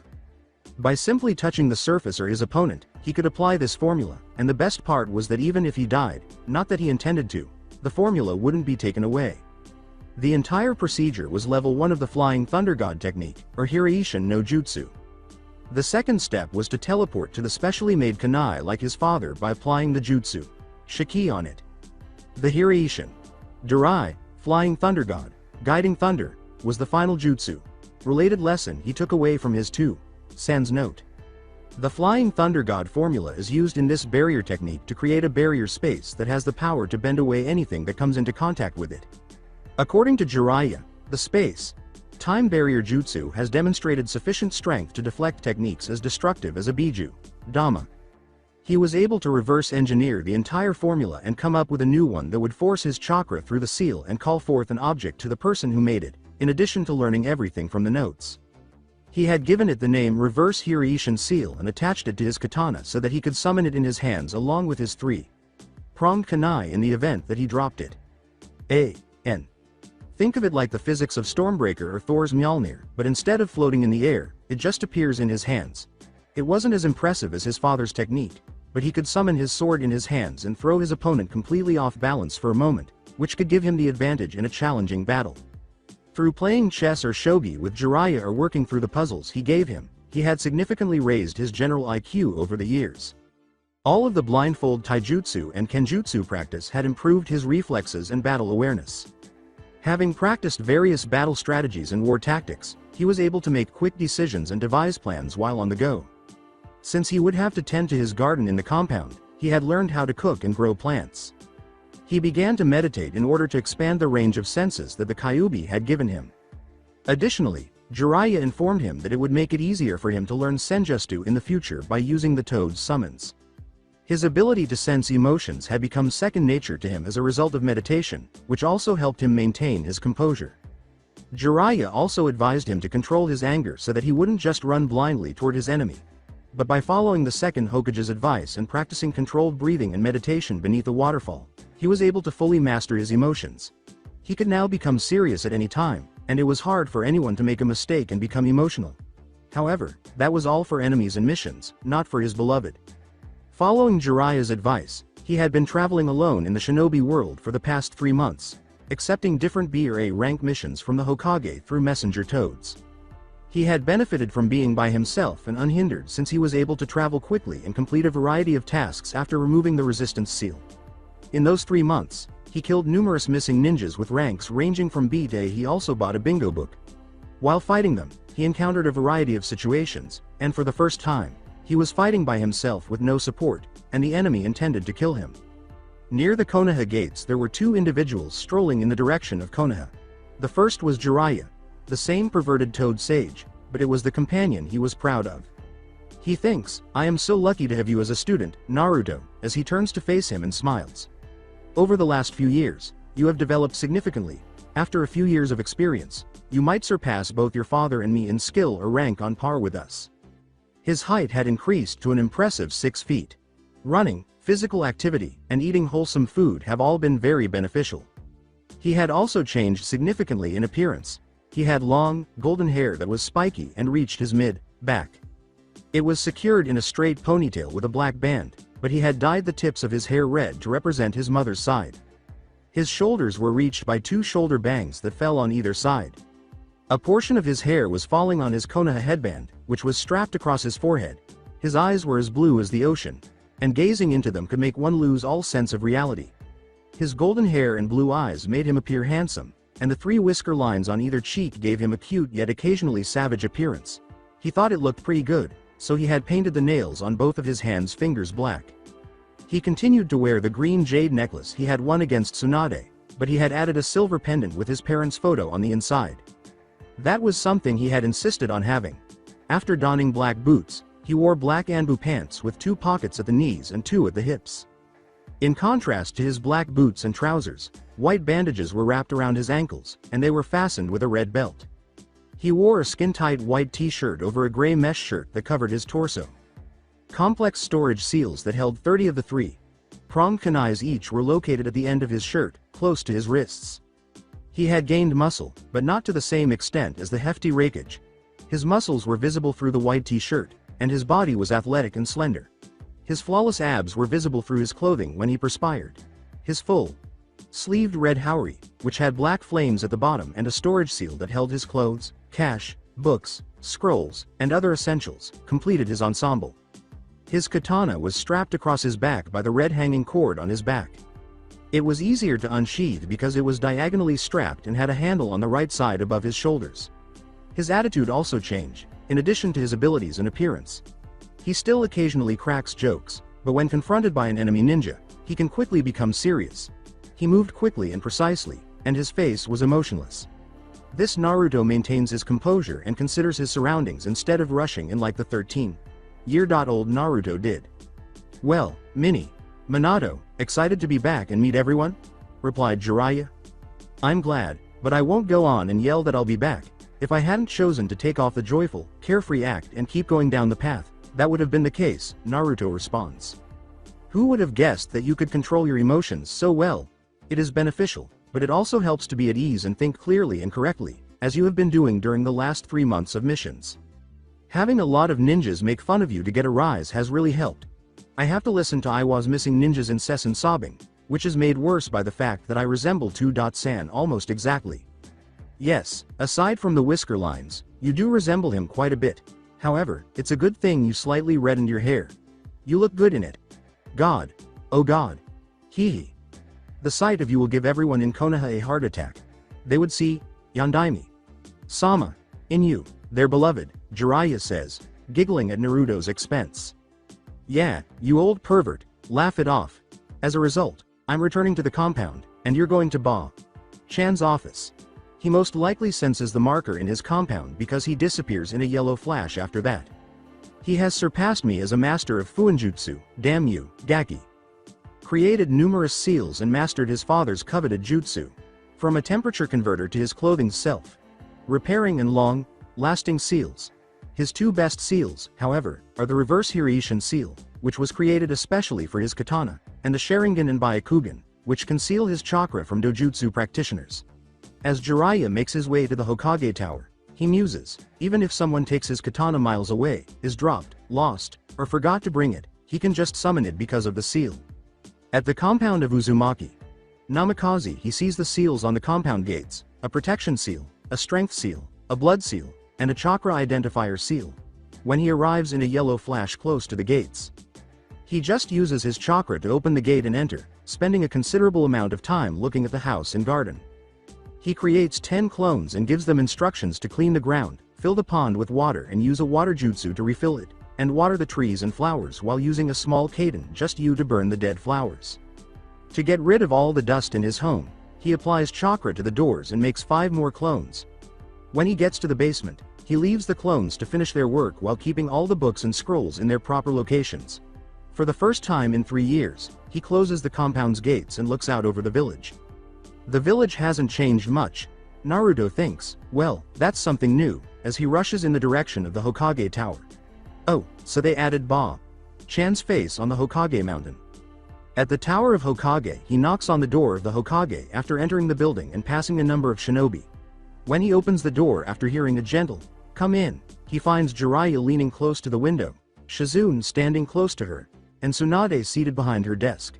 Sakura is also seen carrying documents, which the Hokage might sign. If it weren't for Naruto's 3 whisker marks, Sakura wouldn't have recognized him when she turned around. He's really attractive. Sakura looks him up and down and asks, when did he become so handsome? His blue eyes matched his straight ponytail of golden blonde hair with red tips. Slender and muscular with appropriate attire. He was now a god among men, in contrast to the 13-year-old orange jumpsuit kid. I don't mind if we went on a date right now. Sakura, who is obviously mistaken, believes that he will ask her out on a date in any case, just like he used to. Naruto smiles and asks, Chan, how have you doing, to them? You seem to have had the best training trip, Naruto, but we've been all right. Your newly formed fan club is going to cause you a lot of trouble now, Tsunade jokes, acknowledging that he looks good. So you acknowledge that I'm attractive, huh? Ha, I knew you loved me, Naruto responds, grinning slightly at her expression. Stop talking, brat. Simply accept the compliment and go on. Okay, so do I need to report something or what? Yes, please provide a thorough report by tomorrow covering all of your missions and the ninjas you killed but are still missing. And you have an entry because of what you did in Otto's announcement that you beat the one-tailed Shikaku, she says, tossing him the most recent bingo book update. Concurrently opening his entry and a random page. Name: Uzumaki Naruto. Age: 16. Alliance: Konoha. Rank: last known, genin. Appearance: he has golden blonde hair, blue eyes, and 3 whisker marks on his cheeks. Wears an orange jumpsuit so he should be easily spotted. Famous for: he is known to house the 9-tailed beast, Kyuubi. Shinobi skills: Ninjutsu 7/10, generally uses the Rasengan and Kage Bunshin. Taijutsu 4/10, no real style of fighting, uses shadow clones in mass. Genjutsu: unknown, hasn't shown any aptitude in it. Kenjutsu 5/10, recently started using a sword. Rank: a rank ninja, he took down the one-tailed Shukaku at age 13 and has been killing many B-Day rank missing ninjas in the past 3 months. Threat: he is the Jinchuriki of the strongest Biju, so approach with caution, otherwise can be easily taken by experienced Jonins. Bounty: 1 million Ryo, Otogakure, alive or dead. They have based my ninjutsu and taijutsu skills on the Chunin exams and invasion, which is terrible for them, so it's really pointless anyhow. The opinions of 2 auto ninjas who fled when I recently attacked them are the basis for my kenjutsu techniques. Naruto says, they haven't seen anything from my 3-year training trip, as he casually puts the book in his pocket. Jiraiya tells the others in the room, you are a Jinchuriki and defeated the one-tails, which is the only reason you have a bingo book entry. Sakura asks Naruto, what do you mean by that, Naruto? Because she doesn't understand the term at all and is upset that he ignored her. He looks at her and responds incoherently, saying, nothing, it's just something you should not worry about. She asks, why shouldn't I worry, Naruto? It is about you, isn't it? Upset that he isn't telling her anything. Leave it, it is not for you to know now. Anyway, tell me, how are you, Sakura? She drops the other question when she doesn't hear him refer to her as Sakura-chan, saying, oh, I have been good. I asked Tsunade-sama to teach me since Jiraiya-sama was training you and Orochimaru was training Sasuke-kun. And the Sanins are now training every member of our team. That's good, Naruto responds icily, disregarding her. He turns to face Tsunade and is about to say something when Sakura interrupts. What? That's all? You have nothing more to say than that? Sakura says somewhat angrily. Naruto looks at her icily and says, "Yeah, what else am I supposed to say? It's good for you that she decided to train you anyway. So, Chan, will Kakashi-sensei come in, or is he just going to stand outside?" he asks Tsunade, not wanting to hear her arguing again. Kakashi, seeing no point in waiting outside, enters through the window, briefly widens his eyes, and says, "Minato. Sensei," but quickly covers it up. "You were able to sense me, huh, Naruto? That's excellent." As he smiles at him, Kakashi remarks, "You look fantastic with all the changes." That is all well and good, but you are not here to help Kakashi with that. In 30 minutes, Naruto will arrive at the training ground 7. Kakashi will test you there while I'm there. Go and call the other Konoha 11 and their senseis over there, Sakura, if you want to, Tsunade says. What is this Konoha 11 feet thing? I wonder. Am I overlooking something here? Asks Naruto, and Kakashi chooses to respond on his behalf. After seeing Team 7, Team 8, Team 10, and Team Guy's brilliant performance in the Chunin exams as well as hearing about their help in the invasion, you all have been termed collectively as the Konoha 11 feet except for Sasuke because, you know. He nods in agreement, gives them a wave, and walks away. He simply chooses to walk home since he has nothing better to do for 30 minutes. I could have gone to meet Konohamaru and his friends, but I am unable to distinguish between people using emotion. Sensing. Checking to see if anyone is nearby is helpful. Choosing to simply walk around, he observes others staring at him and muttering to themselves. The Yondaime is here. He's returned. Look at his cheeks, you fool. It's the Kyuubi brat. Over the past few years, he has undergone significant change. I've heard he beat the one, Tails in a fight. God, he's really attractive, indeed, and he has adorable whiskers. And that's my signal to get out of here as soon as possible. He then leaps atop the structures and sprints in the direction of Training Ground 7. At the 7th training ground, the ground is large and square in shape. Kakashi had tied Naruto during the Genin test in 3 of the posts. On the right were a few trees where a group of people were waiting for Naruto, while on the left was a small forest-like area with dense trees and bushes and a lake close by. After Naruto returned from his training trip, Sakura went to inform everyone. The Sanins and Jonins were standing near each other in their group, conversing with one another. After all this time, we will finally see Naruto. Ino waits for him with curiosity and asks, "How long has it been? 3 years?" Well, he was just a bothersome kid in an ugly orange jumpsuit the last time I saw him. Having already seen Naruto, Sakura shakes her head as Temari says, "I just hope he has changed a bit." Tenten looks at her and asks, "I don't mind you being here but shouldn't be in Suna or something." "I am here to coordinate the specifics and date of the upcoming Chunin exams with Shikamaru and to serve as a liaison between Suna and Konoha." Temari says, "I heard Naruto returned, and Shikamaru forced me to accompany him." Shikamaru yawns slightly and remarks, "She's a bothersome woman. Don't focus on me. You also desired to see him." At that moment, Naruto is revealed by a lightning strike in the center of the ground. He decided to make a lightning shunshin after becoming bored one day. Didn't even tell me about it until I witnessed him use it once, Jiraiya says, avoiding the shocked expression on his classmate's face as Shino and Neji maintain a neutral expression. Temari, Tenten, and Ino blush as they see Naruto's changes as he approaches them, and Hinata faints on the ground with a slight nosebleed. Kiba feels a little envious of Naruto. He is now making all the women blush, after Hinata did so first. What Hinata perceives in him is beyond me. "She still does this, huh?" he asks, shaking his head as he looks at her. "After all these years, I thought she would have changed," he says, turning to face Tsunade and asking, "Isn't she supposed to be the heiress of the Hyuga clan?" "Hey, don't say that. Her confidence has grown over the past 3 years, and Kiba stands up for her while Naruto scoffs at her. "Yeah, I can see how much she has improved her confidence," Naruto replies. "Anyhow, how are all of you?" "We're all fine, of course. You were the one who left the village and became such a gorgeous hottie." Tenten and Temari nod, and Ino exclaims, "Look at you, after always wearing orange, you now have some taste in clothing." "Well, thank you for the compliment. Naruto. Kunyash. Your youthful flames continue to burn brighter.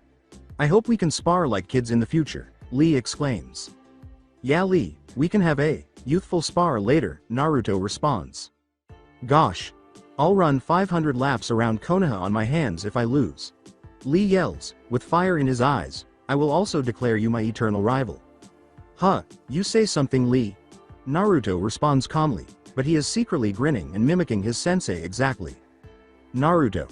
Kun, I curse your hip and cool demeanor. Next time, I'll get you. Lee yells as he embraces a loud guy. Well, Naruto, it makes no difference how cool you act. While Neji and Temari have been promoted to Jonin, the rest of us are still Chunin. With a smile on his face, Kiba tells him, you are the only one who is a genin. In order to silence Tsunade, Naruto lifts his left hand. I will be promoted to Jonin today for completing solo missions and eliminating missing ninjas over the past 3 months, but you do not even realize it, stupid little Kiba. I will still make fun of you, though. Is that correct? What does it matter anyway? Sasuke and I are both trained by Sanins and are capable of defeating the majority of you, even though you claim that we are both genins. I could still defeat you, as I did in the preliminary round of the Chunin exams 3 years ago. You were never good at learning anything, regardless of who taught you. 3 years ago, you defeated me with sheer luck, and I could easily defeat you now, Kiba says with pride. You don't consider yourself stronger than an elite Jonin like Kakashi-sensei, do you, Kiba? Asks Naruto, who turns to Kakashi after getting a headshake in response. Well then, let's get this started, sensei, he says. Kakashi nods to Naruto and emerges in the center of the ground using a leaf shunshin. He approaches Tsunade, takes off his full-sleeved red haori with black flames at the end, and gives it to her along with the 2 necklaces. The women are all blushing, with Kurenai blushing slightly when she sees him wearing a tight white t-shirt that flaunts his muscles. She thinks, you are so lucky, Hinata, that you like unlike the other girls from your class, but you might want to hurry now because he will have many girls going after him, as she watches Hinata faint and become unconscious once more. I might have been interested in him if he had been a few years older. I had a crush on the 4th Hokage until his death, and he looks like a miniature version of him. At times, I felt jealous of Kushina sensei for that. Ba-chan, please hold this for me. I hope nothing happens to these things, Naruto declares. What's this, Naruto? Tsunade asks him as she sees a red haori, her grandfather's necklace, and another silver pendant. Oh, I see. It has a photo of my parents. When Kiba chooses to speak, Naruto responds, I had to get it, which piques the interest of many of his classmates. Naruto, you are a loser without a clan. How is it possible to have parents, only to have Kurenai slam a fist into his head? Kurenai asks, what kind of a question is that, Kiba? You are aware that the clouds did not drop me in Konoha. I'll explain how. A bop on the head prevented him from finishing his sentence, but my parents were feeling a little romantic, so they went to their room and began fucky. He rubs his head and notices Jiraiya laughing at him and Tsunade glaring at him, while the kunoichi were red-faced and staring at something else. Brat, what are you doing? Tsunade asks, do you not see where you are standing? He doesn't understand how babies are made, and that's not my fault. I was aware of his stupidity, but not to this extent. Hell, he's probably not as intelligent as even Akamaru. You idiot, I know how babies are made. I intended to convey that, unlike the majority of us, you are not a member of any clan, Kiba says angrily. Impetuous little Kiba. You're not even familiar with my parents. Oh, I'm so excited to see how you'll react when I tell you. Choji eats chips and asks, but can you tell us, Naruto, who your parents are? Everyone will learn about it later. Let me go and spar sensei for the time being, he says, and heads out to join his sensei. The scabbard of the sword reached his calves and was slightly out near his left leg, while the handle of the katana was on his right side and close to his stomach. He had adjusted his katana by tying it around his waist with the hanging cord. Kakashi remarks, this ground brings back memories, Naruto, as he examines the 3 wooden posts. It sure does, sensei, but this time I will not be tied to a post. This will be different from the last time. I assure you of that.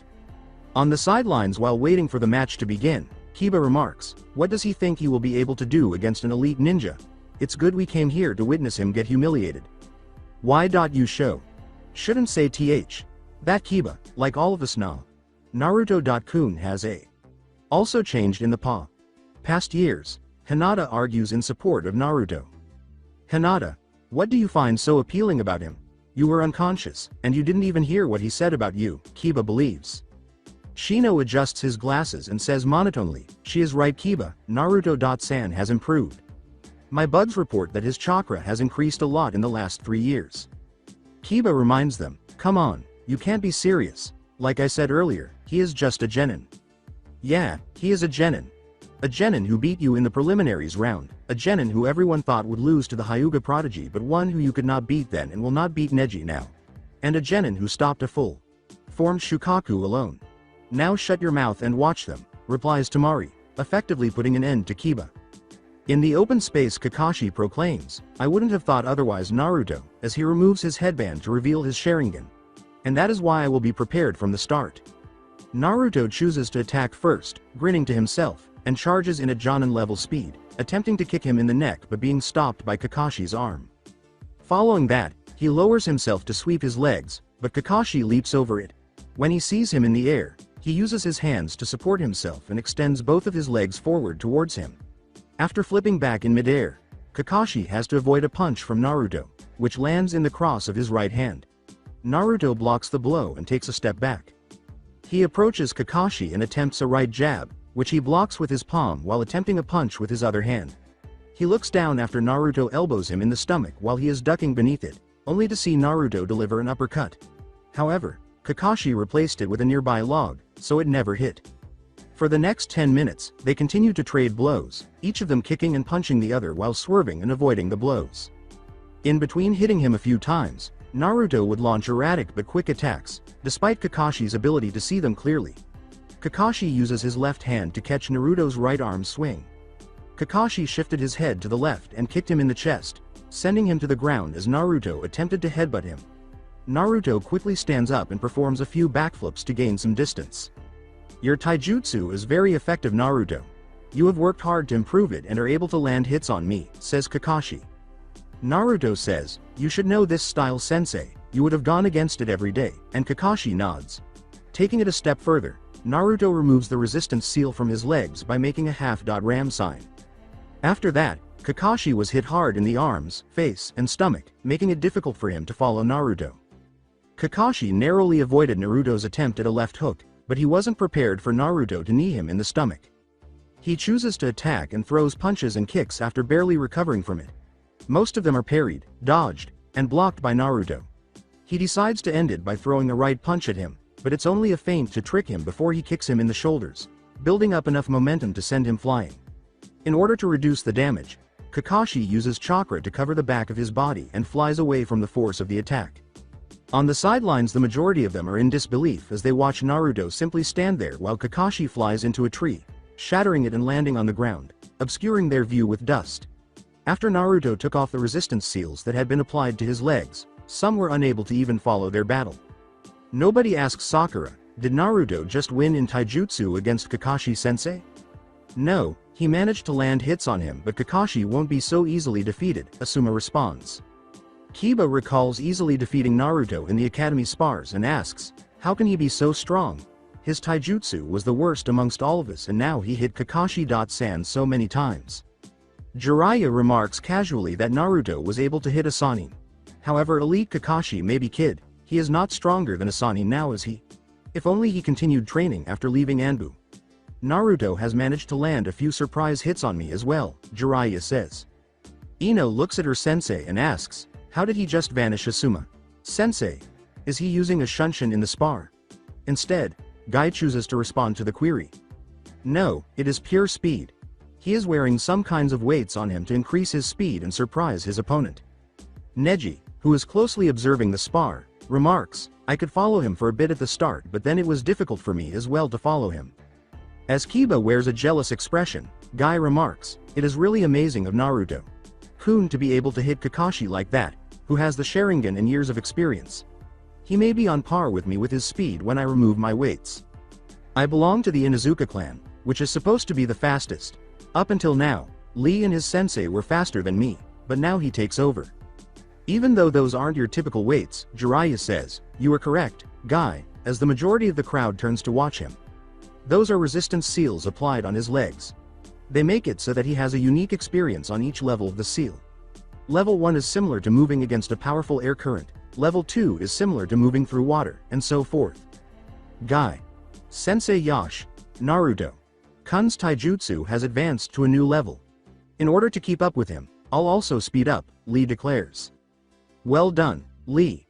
Guy tells Lee, who is nodding and jotting down everything in a notebook, competition amongst one another will only make you better.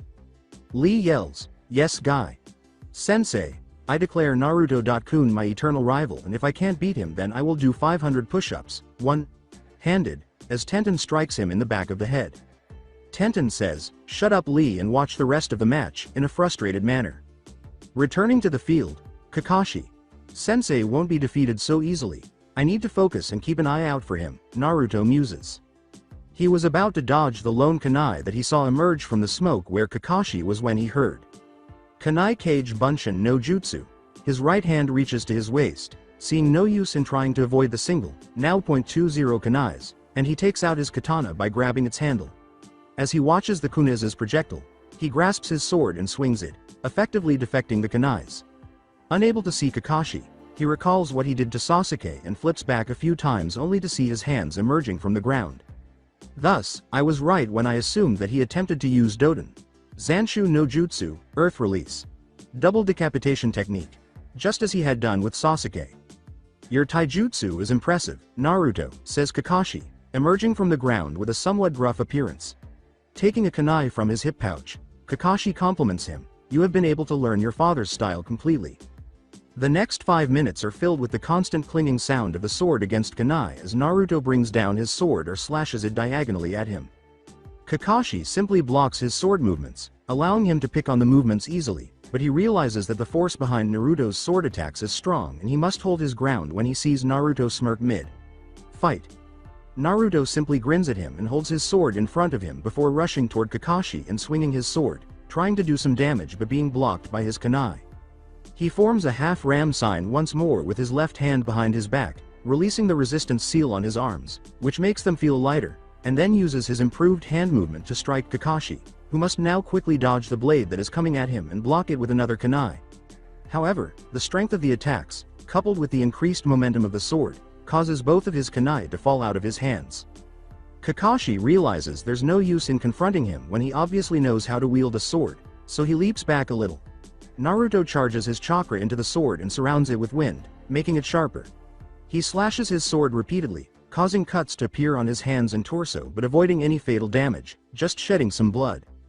Although I cannot test you in Kenjutsu like many others, I must say your skills in using a sword are really good, Naruto, says Kakashi with a grin on his face. Now then, for your last test, Ninjutsu. Naruto nods and then sheaths his sword in the scabbard fastened to his waist after swinging it in a crisscross a few times. By the side, how did you teach him Jiraiya Kenjutsu? Tsunade looks at her teammate and asks. I didn't accomplish much. He brought his mother's sword on the journey because he wished to continue her legacy. After that, we traveled to the Land of Iron, where Jiraiya tells her that he trained with scrolls and engaged in combat with the local samurai. He handles it well. His slashes and swings were accurate and targeted at non-essential areas to avoid causing significant harm. Even though he avoided some of the attacks, he was still able to cut Kakashi.san, Tenten remarks, admiring his abilities. He can channel his chakra into the blade, which is made of chakra-conducting metal. Asuma responds to the query on behalf of everyone. It sliced Kakashi's skin because it was covered in wind chakra. He also possesses wind chakra as an element, and he is able to channel it. Not bad, remarks Tamari, who is pleased with him. His attack speed also increased, which I believe is because he is holding the seal's Jiraiya. Sama previously mentioned. Everyone was amazed by Naruto's skill, and Shikamaru's voice said, the strength of his attacks was able to force Kakashi.san to drop his kunais as well, troublesome. It's unbelievable how much better Naruto has become. In addition to being attractive, he has become more proficient. Now, Kiba, what do you say? As Kiba clenches his teeth, Ino asks. Shino is impressed. Hinata is merely pleased for him. Choji is preoccupied with his chips. And Sakura is pleased to see her teammate improve so much that it would help bring Sasuke back, if only she knew. Returning to the clearing. Kaden. Gukakyu no Jutsu. Fire release. Great fireball technique. Is said by Kakashi as he flashes through hand signals. He then inhales deeply, draws chakra from his mouth to his chest, and releases it in his direction. Naruto says, Sweden. Suijin Heki. Water style. Water encampment wall, quickly going over a few hand signs. He then uses water from the nearby lake to build a water wall large enough to block the fireball before going over hand signs for his next jutsu. He opens his mouth to spit out a strong, swift stream of water at Kakashi, saying, Sweden. Suihou no Jutsu. Water style. Water Cannon Technique. Kakashi yells, Doden. Doryu Heki. Earth Style. Mud Wall. As he sees it approaching. He crouches, puts his hands on the ground, and forms a wall 10 feet high between himself and the jutsu, but he is surprised when the water beam pierces the wall. He leaps to the side just in time to see it pierce a tree, and then he looks at Naruto and asks, how is that possible? The earth wall should have stopped that beam. Now, which ninja best describes his attack, and that would be telling sensei. Jokingly, Naruto asks, but you are not an enemy. It would be incorrect to claim that Kakashi was unimpressed by the beam, which is composed of boiling water that has the strength to cut through stone. He yells, Fuden. Shinku Gyoku. Wind Style. Vacuum Bullet. And then quickly executes 5 hand seals before exhaling air and letting it out of his mouth to release a large number of penetrating wind bullets. Kaden. Housenka no Jutsu. Fire Style. Mythical Fire Phoenix Technique. Is called out by Kakashi, who then counters his jutsu with a series of tiny fireballs. The wind bullet hits them and cancels them out, producing some steam, which Naruto attempts to use by forming a couple of hand seals. He uses the Mizu Tate no Jutsu, Water Shield Technique, to draw water from the lake, form a cylindrical water barrier around himself, shape the water into spikes, and then expel the water outward in Kakashi's direction. When Kakashi senses a kunai coming from behind him, he leaps over it and looks back to see a clone dispelling itself, but he is careless and the real Naruto has already used the new hand signs. He breaks the ground beneath him with a kick and chunks of rock, saying, Doden. Gansetsukan, Earth Style. Rock Spear. In Mizu no Muchi. Water Style. Whip of Water. Naruto makes water whips and wraps them around Kakashi's hands and waist while holding the other end. Using his left hand to create one-handed seals, he yells, Raiden. Heki no Jutsu. Lightning Style. Burst Technique, channeling lightning chakra through his hands and shocking Kakashi with the water whip. Naruto moves in on a paralyzed Kakashi, kicking him in the chest, sending him skidding along the ground. With the onlookers, whoa, between bites of food, Shoji says, Naruto can fight Kakashi.san, and with the final move, he is on top. He has 3 elemental affinities, even I don't have that many, Kurenai responds. Not only you but many Jonins including me have only 2 affinities while Naruto has wind, water, and lightning with good control over them if he is able to direct chakra like that, says Asuma. Naruto doesn't have that many jutsus for his lightning element but he is able to channel his chakra throughout his body and thus in his hands, Jiraiya tells them. He is stronger than ever. 3 years ago, his ninjutsu consisted solely of shadow clones, and his taijutsu was mediocre. Today, his taijutsu is comparable to Lee's, and while his kenjutsu skills are untested, it is obvious that he is proficient in it. Neji says, his ninjutsu has also branched and improved. Well, he hasn't demonstrated his fuinjutsu skills yet, only the Hiraishin jutsu will make a lot of people shit their pants, and he is just as good at the sealing arts as I am, if not better, Jiraiya muses. Akamaru barks, leave it, boss, he is way ahead of you in terms of being a ninja. And, arf. N. I don't know why I did this, but I just couldn't stop myself. Not you too, Akamaru. Although, as much as I would love to deny it, he is still stronger than me. I trained so much after my loss to him, but he is still better than me. I tried so hard and I got so far, becoming a Chunin. But in the end, it doesn't even matter. Returning to the battle. That hurt a little. He can channel lightning chakra through his hands, huh? Not like my Chidori, but when he uses it in that combination to stun someone like that, it can be deadly. It's just a spar, or he could easily increase the strength of the current and kill me, Kakashi muses. He chooses to attack first when he gets up from the ground and sees Naruto standing there. He explains, Kaden. Ryuka no Jutsu. Fire Style. Dragon Fire Technique, while going over the hand signals of a fire style jutsu. Kakashi's mouth releases a jet of fire that flies in the direction of Naruto in the shape of a dragon. With 3 swift hand seals and a shout of, Sweden. Suiryuden no Jutsu. Water Style. Water Dragon Missile Technique. Naruto declares that the match will be over in the next few minutes. In order to create a water dragon and send it toward the fire dragon, he raises his right hand and focuses on the lake. When the 2 enormous jutsus collide, a tremendous amount of steam is created, enveloping Naruto. His reflexes warn him to be careful as he uses his sharingan to search for Naruto's chakra through the smoke. He quickly uses the Kawarimi Justu with a log close to the onlookers, his back to them, and watches as Naruto uses a Rasengan to shred the log. He applies lightning to his hands while going over the Chidori hand signals, and just as he is about to attack Naruto, he feels something pressing against his throat. The Naruto in front of him is dispelling as you look down and see Naruto's katana laid out horizontally across his neck. Then he hears. "You lose, sensei," he says, turning his head to face Naruto and staring into his icy eyes as some of the audience members gasp. What Kakashi was witnessing was unbelievable. He had experienced it once before when he was a Chunin, and it was happening to him now. Naruto's sword was pressed against his throat, and his blonde hair was blowing wildly in the wind. Similar to Minato. "Sensei. When I was about to use the Chidori during a spar, he also positioned himself behind me in this manner. Don't tell me that Naruto took 3 years to learn that jutsu." Kakashi covers his Sharingan eye and muses. Naruto is probably the only one on the list to learn that jutsu, even though he is his son. "Although how did you get behind me so quickly?" he asks, grinning at Naruto as he takes off and sheaths his sword. "You have become strong, Naruto. Both your parents would be proud of you," he says, patting him on the back. Naruto answers, "You should know how, sensei. During the taijutsu match when I caught hold of your wrist to stop your movement, I marked you with the Hiraishin seal," as Kakashi's face changes to reflect the realization. Kakashi remarks, "So you have also become a seal master in these 3 years, very impressive, Naruto," as they begin to make their way to the other individuals in the area. As the two of them get closer, Sakura considers going up to Naruto to see if he's hurt, but he ignores her and walks right by. Naruto approaches Tsunade and dons his red haori after putting on his necklace and chain. While the others are near them, Naruto asks, "So Ba-chan, how was it? Are you satisfied with the result of my training?" "Satisfied? I didn't expect you to go up against Kakashi and win the spar. Heck, I am also a Sannin and trained a student for 3 years like Jiraiya, but this is madness." "Jiraiya, what did you teach him?" Tsunade is staring at him. "Hey, don't blame me. I was just going to teach him a couple of things and go on to research for my book a bit, but he decided that it was time to change and made the plans himself. I just helped him with ninjutsu, gave him tips in taijutsu, checked over his fuinjutsu and got him a place to train in Kenjutsu," says Jiraiya. Choji eats a bag of chips and remarks, "That was so cool, Naruto. You just beat Kakashi-san in a spar, dude.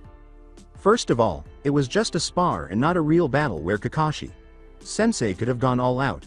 Also, sensei has been slacking in his training and skills ever since he left the Anbu."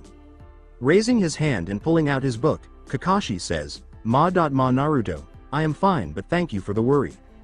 I am serious, sensei. The world knows you as Sharingan no Kakashi, who doesn't belong to the Uchiha clan but can still use it effectively. You made that name for yourself while participating in the Third Ninja War and then carried that reputation with you in the Anbu. They still respect you in there, but what happened the first time you fought Zabuza? Naruto inquires. Sakura defends him by saying, "He got caught in a water prison but we got him free, and the second time sensei killed him," utterly ignoring the fact that she did nothing on the mission other than perhaps stare at the Uchiha's ass while Naruto and Sasuke saved him. "I know that, and don't get me wrong, sensei, you killed him the second time around, but you should have never been caught in the prison. Wasn't Itachi under your command in the Anbu units, but the last time he put you in the hospital for a week? It may sound harsh, sensei, but it is high time you lived up to your name. There should be self-doubt and fear in anyone's mind when going up against you." Kakashi considers what Naruto said. As he considers taking on one of Gai's challenges in the future, Kakashi remarks, "You are not wrong, Naruto. Maybe it's time I improve myself, and I wouldn't want all my students to surpass me while I am left behind. Now die." As Shizune hands him the vest, Tsunade remarks, "I am impressed with your improvement, Naruto. I was going to give you the Jonin promotion anyway when you returned, but I decided to give it to you after the spar." Kiba asks with jealousy on his face, "Wait, he is just a genin, shouldn't he be promoted to Chunin first, and doesn't one have to give an exam for promotion?" As a matter of fact, he got promoted to Chunin 3 years ago before he left for the training trip. He has been a Chunin longer than you, and secondly, Jonin are promoted in 2 ways, either by taking an exam or by direct promotion from the Hokage, Tsunade tells him and consequently everyone. "But what did he do to get a direct promotion to Jonin by you?" "He just beat Kakashi-san in a spar, that is it," Kiba responds. "See what I am talking about, sensei? Ninjas like him take you very lightly, thinking that the history books exaggerate your skills. He thinks beating you in a spar is not good enough to see my skills and promote me," Naruto says. As Naruto takes the vest from Shizune and puts it away, Tsunade says, "As I was saying before, Naruto got promoted 3 years ago, and during the last 3 months of his trip, Naruto has been doing various solo missions and killing numerous A-ranked missing ninjas from the bingo book. When Jiraiya says, hey, his entry in the bingo book is downright bad from the actual skills he possesses, everyone takes notice. He has an entry in the bingo book. What is it that you cannot do, Naruto? Neji inquires of Naruto. It's nothing serious. All my skills are based on my performance in the Chunin exams. Although it does help if people underestimate me from the beginning, wouldn't you agree, Neji? Naruto asks cheekily, and he smiles at him while waving his hands carelessly. Tenten Days, pleased that she would have someone other than a training dummy to practice with, said, you learned how to use a sword, Naruto. That is good. I would love to spar sometime, seeing as you are the only one who knows how to use a sword amongst us.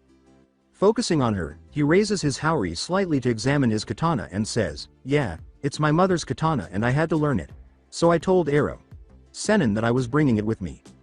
There is something written on the handle of the sword, Naruto. What is it? Asks Kurenai. Naruto claims, that is a seal that I made especially for the sword. Shino voiced, you know sealing, Naruto-san, but why did you not show any of it in the spar right now, letting everyone know that he was also there?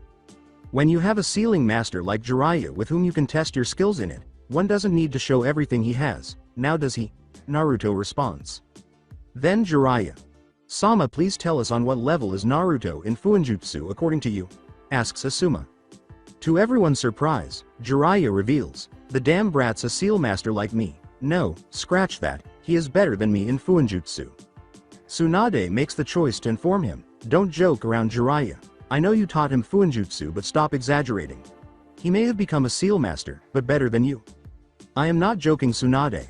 I may have studied and perfected all the seals that the Uzumaki clan made, but they did not stop at 100 seals, did they?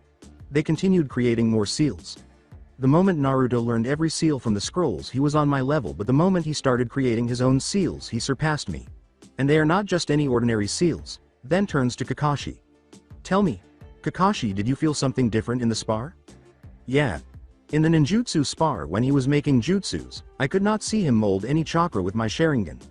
I would have been able to predict when his attacks would come, and that gives me an important advantage against many shinobis, but it was not the case against him. Before turning to face Neji, Jiraiya nods and says, activate your Byakugan, kid, and tell me what you see. He does so without question, and to his surprise, he sees nothing. I don't see anything. How is this possible? No chakra or his tenketsu points. Hinata's hearing triggers her Byakugan to see Naruto, confirming Neji's response. Naruto breathes a sigh of relief and responds, I created a seal which suppressed my chakra, making it easy to do stealth missions, but I realized that dojutsus like the Sharingan and Byakugan would be able to still see my chakra, and then decided to create a seal which hides my entire chakra network from them. It is like a wall between the eyes and me which cannot be penetrated. Ah, smart. Very smart, Naruto. With this seal, a Sharingan user also won't be able to copy your jutsus, says Kakashi. That was the idea behind the seal. I know that I will fight Sasuke in the future, and if he is not able to see me weave chakra, he will not know the correct amount of chakra needed for the jutsu. Although, it shouldn't matter because for that I also brought the hand signs needed for my jutsu to a max of 3 signs. See, that is a seal he made himself along with many others, some of which even I had a problem understanding, Jiraiya continues. Hinata is quite irritated that she will not be able to follow her Naruto-kun using her Byakugan. She was able to locate Sasuke in a matter of minutes, which was her only advantage over other fangirls. Due to the foolish seal, she was now just a typical fangirl. As she says, you shouldn't have made that seal, Naruto-kun, she imagines what she is saying. She looks at the others and knows that if their stare meant anything, she had said it aloud. Naruto says, and pray tell Hinata, why shouldn't have I made the seal? She is already a little flushed from the shame of thinking aloud, but his question makes her flush even more. The truth, what was she meant to say? How could she have told him that she liked him? Definitely not, because she didn't know what would happen if she told him sooner. She will wait until he is on the verge of death and then find the courage to do so. Hinata stammers as she prods her fingers, YTH. That I meant that if my CL clan heard of such a seal, then TH. They would try to go against you and do something. Naruto is quite curious to find out the answer to the question, and what could they possibly do to me? What she meant by that, Naruto, is that the clan won't take lightly the fact that there is a seal like that which completely blocks out our eye, Neji says to Hinata. Naruto chuckles as he observes the wide Open mouths of the majority of them. Why does it matter? It is only me who has the seal applied. Will they fear that I will go Itachi on them and wipe off the whole clan in a single night? He asks. Kakashi shakes his head at Jiraiya, who simply slams his head with the palm of his hand. He is struck on the back of the head by Tsunade. Don't speak like that, brat. He is right to think that. The Hyuga clan's taijutsu style works by seeing the opponent's chakra system and stopping it. You, for fuck's sake. Am I selling the seal in all the other villages or even in my village? No, right, then there is nothing to worry about it. And what will they do if I decide to sell the seal in the shops of the village? Attack me. A fellow Konoha shinobi for doing what a seal master does, make seals and earn money from it. To ease the tension, Jiraiya says, "Give me your sword, Naruto." Why? What would you do with it? For the first time, Naruto removes the sword from its scabbard at his waist, making it visible to everyone. Don't question me, just give it. The wooden handle has been painted white and has golden diamonds spaced equally across it. The handle and blade were separated by a red collar blade on a golden circular guard. The sides of the blade were black, and the blade itself was gray. He throws the sword so that it implants in the ground upright after holding the guard and demonstrating the handle to everyone. Kurenai asked earlier what was written on it. This is also a seal and Naruto will show you what it does. With an expression like, "WTF was that?" Naruto simply looks at Jiraiya and says, "And why have you done that? Now go on and bring it back. Come on, brat, don't be a spoilsport and do it." Look at them, captivated and watching for something to happen in fascination. Jiraiya leans in to whisper to Naruto. When Naruto looks around, he notices that most of them are either observing him or the sword. He turns to face the sword and extends his right hand in its direction while shaking his head. He focuses on it, sensing the reverse Hiraishin seal on it, and in a flash of yellow, he calls forth the sword in his hand. He raises his haori and sheaths his sword, swinging it slightly. When he turns around, he finds everyone in disbelief, waiting for him to explain. He sighs. I invented a seal that would summon the sword in my hands, so if I left it in my house or someone stole it, or if I drop it in a fight I can summon it in my hands and surprise someone with that. That is impressive. No one would expect you to suddenly have a sword that you just lost in a fight. You also know how to effectively use a sword and channel your chakra into it. Genius, Asuma says with genuine admiration. 2.San, it's amazing to think that I inquired about your observations of Naruto. It seems as though only you recognized his potential. Asuma recalls how Hiruzen was impressed when Naruto learned a forbidden ninjutsu from the Forbidden Scroll, thinking, you always had a good eye for spotting talent. As Naruto notices that everyone is quite curious to hear his response, Ino asks, Hey Naruto, how did you get behind Kakashi.san like that? You just teleported or something, was it a shunshin? Naruto says, nah, who uses the shunshin when you can use a better jutsu to teleport, as he opens the seal on his wrist to reveal a 3-pronged kunai. However, because it is covered by his haori, it appears magical to everyone except those who are somewhat knowledgeable about sealing. While the others are somewhat perplexed by what Naruto means by that, Tsunade, Shizune, Asuma, Kurenai, and Guy gaze in disbelief at the kunai. Only Jiraiya, who is grinning proudly, and Kakashi, who appears to be deep in thought, are reacting differently as Sakura observes the elder generation being shocked by the kunai. You don't seem surprised by this, sensei. Can you tell us what this is? Says Sakura.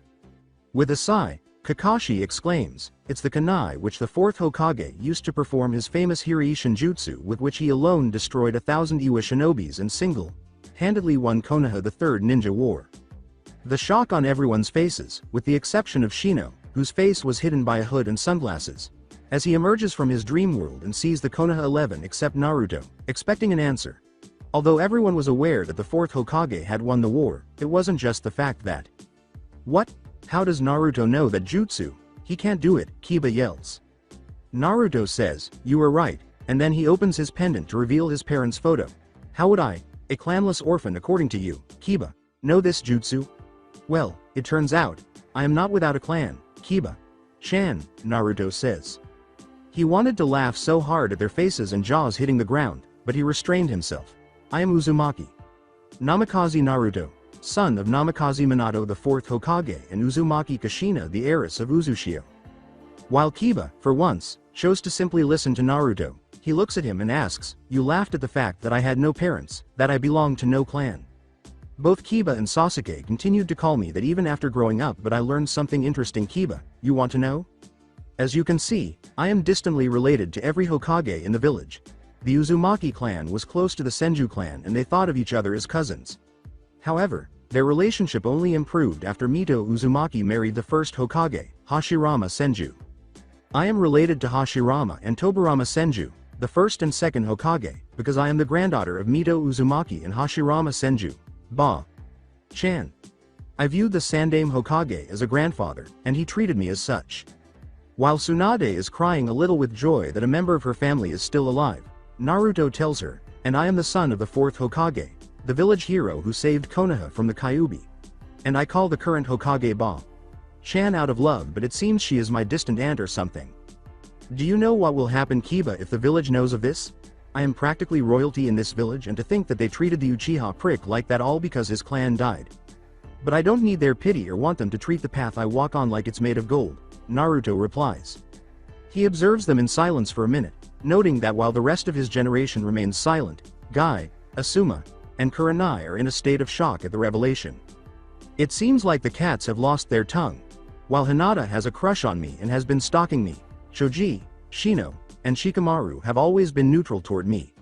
Shikamaru appears to be thinking deeply, but has he come up with a solution? Naruto muses. I am sorry, Naruto, for how I behaved with you in the academy days and still called you a loser of late, Kiba tells him. Even though we didn't talk much, I also called you names with everyone in the academy. Forgive me as well, Ino begs. Aha.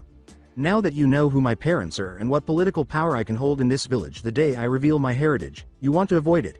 So both of you are apologizing right now, says Naruto. That is not true. I have realized now what all I have done. I wasn't good in the academy like the rest, and seeing as you were always below, I decided that I would join the others and belittle you so that the same thing wouldn't happen to me. That habit got carried on and I called you a loser while being a ninja to remind me that myself that you would never be better than me, says Kiba with a look of disgust. Naruto turns to face Ino, who nods slowly as well. Jiraiya puts a hand on his shoulder and says, "Come on, kid, you can forgive them. They are ashamed of their actions and are admitting it." Naruto sensed Kiba's feelings and knew that he was telling the truth. Kiba and Ino both appear pleased to hear that, while the elder generation is pleased that there are no animosities between them. Fine, I forgive you. We were children anyways at that time, and they are not supposed to use their minds to think. They just follow the crowd. Lee and Tenten nod, perplexed by the idea of treating someone so cruelly, while Tamari asks, but why would someone target him for 4+ years like that? I mean, he was just last in his class only and nothing else, was he? Shikamaru utters, I have been meaning to ask you something, Naruto. You've come to a conclusion, Shikamaru. Naruto thinks it's good that this will be resolved here as well. I always thought about how you had so much chakra in you, or how you healed pretty quickly unlike the rest of us. With your birth date being the 10th of October and your father the 4th Hokage. But Naruto cannot finish what he is saying. You have thought correct, Shikamaru. 16 years ago, on October 10th, when the Kyuubi attacked the village, my father did not kill it. It is not possible for a beast made of chakra to die, so he sealed it. Shikamaru tells them, in you. He sealed the 9 tails in his son to protect the village, as the others are taken aback by the information. Yes, in me. He couldn't ask for anyone else's child if he couldn't do it to his son. As a Hokage of the village, he sacrificed himself and sealed the Kyuubi into me, Naruto says, looking up at the sky. At that point, he turns to face the others and inquires. And what did I receive in exchange for housing the Kyuubi, serving as its jailer, and defending this village from the Kyuubi every single goddamn second, hour, day, month, and year of my life? Nothing but hate. Hatred from the villagers, from the majority of the shinobis, and from the academy teachers. They labeled me the Kyuubi in human form, and I was ridiculed and yelled at without cause. The academy teachers sabotaged my lessons because they didn't want a demon brat to learn, taught me incorrect things, and expelled me from the class without cause. Sandaime Jii-chan was wrong to assume that the kids would treat me like a child. The kids in my class just followed the teachers and picked on me. My life was hell every day, not allowed to enter stores or get food. Even if I got something, it was overpriced 3 or 4 times, and what do you expect for a 6 or 7-year-old to buy his food and go shopping? No, that's what parents are there for, or the orphanage to take care of little children. But you know what's funny? I got kicked out of the orphanage when I was 5 because the matron also hated me for something I had no control over. I lived on the streets for 2 weeks and scrapped for food in the bins near restaurants. Do you realize how crazy is this for a 5-year-old to live on the streets and find a roof under boxes in alleyways? I did not ask for any of this. Heck, I was only in the world for a few hours and the Kyuubi got sealed in me. I had absolutely no say over it, says Naruto, closing his eyes as a tear drops on his cheek, remembering his past. While most of the females were openly crying hearing all this, and the males were looking everywhere but him, what were they supposed to do in this situation? Even Lee and Guy stood silently close to him.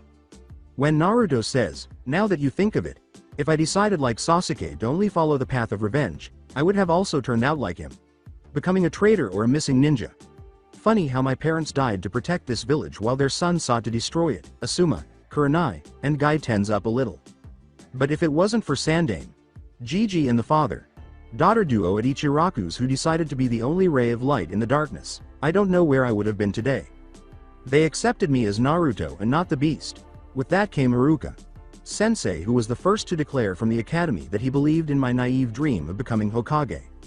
After that, I met Konohamaru and his two friends who only saw me as their boss and big brother, unlike the rest of the pathetic villagers. Now how could I release the Biju with all of them in the village, especially 3 little kids like them?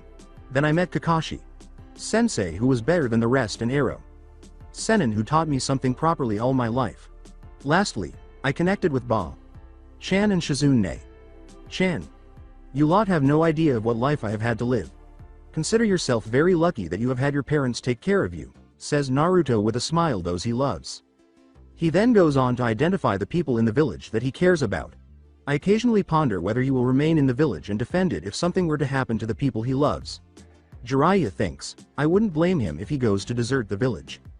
But then how could you stay so happy all of the time in the academy, Naruto? If anything, you should have been broody or something like Sasuke, says Choji. That was nothing, just an act. I was a child back then, naive to the last bone. I did not understand why everyone hated me back then, so I decided to grab everyone's attention. I started doing pranks and being loud in class to draw attention. It got me the attention, just negative of what I wanted.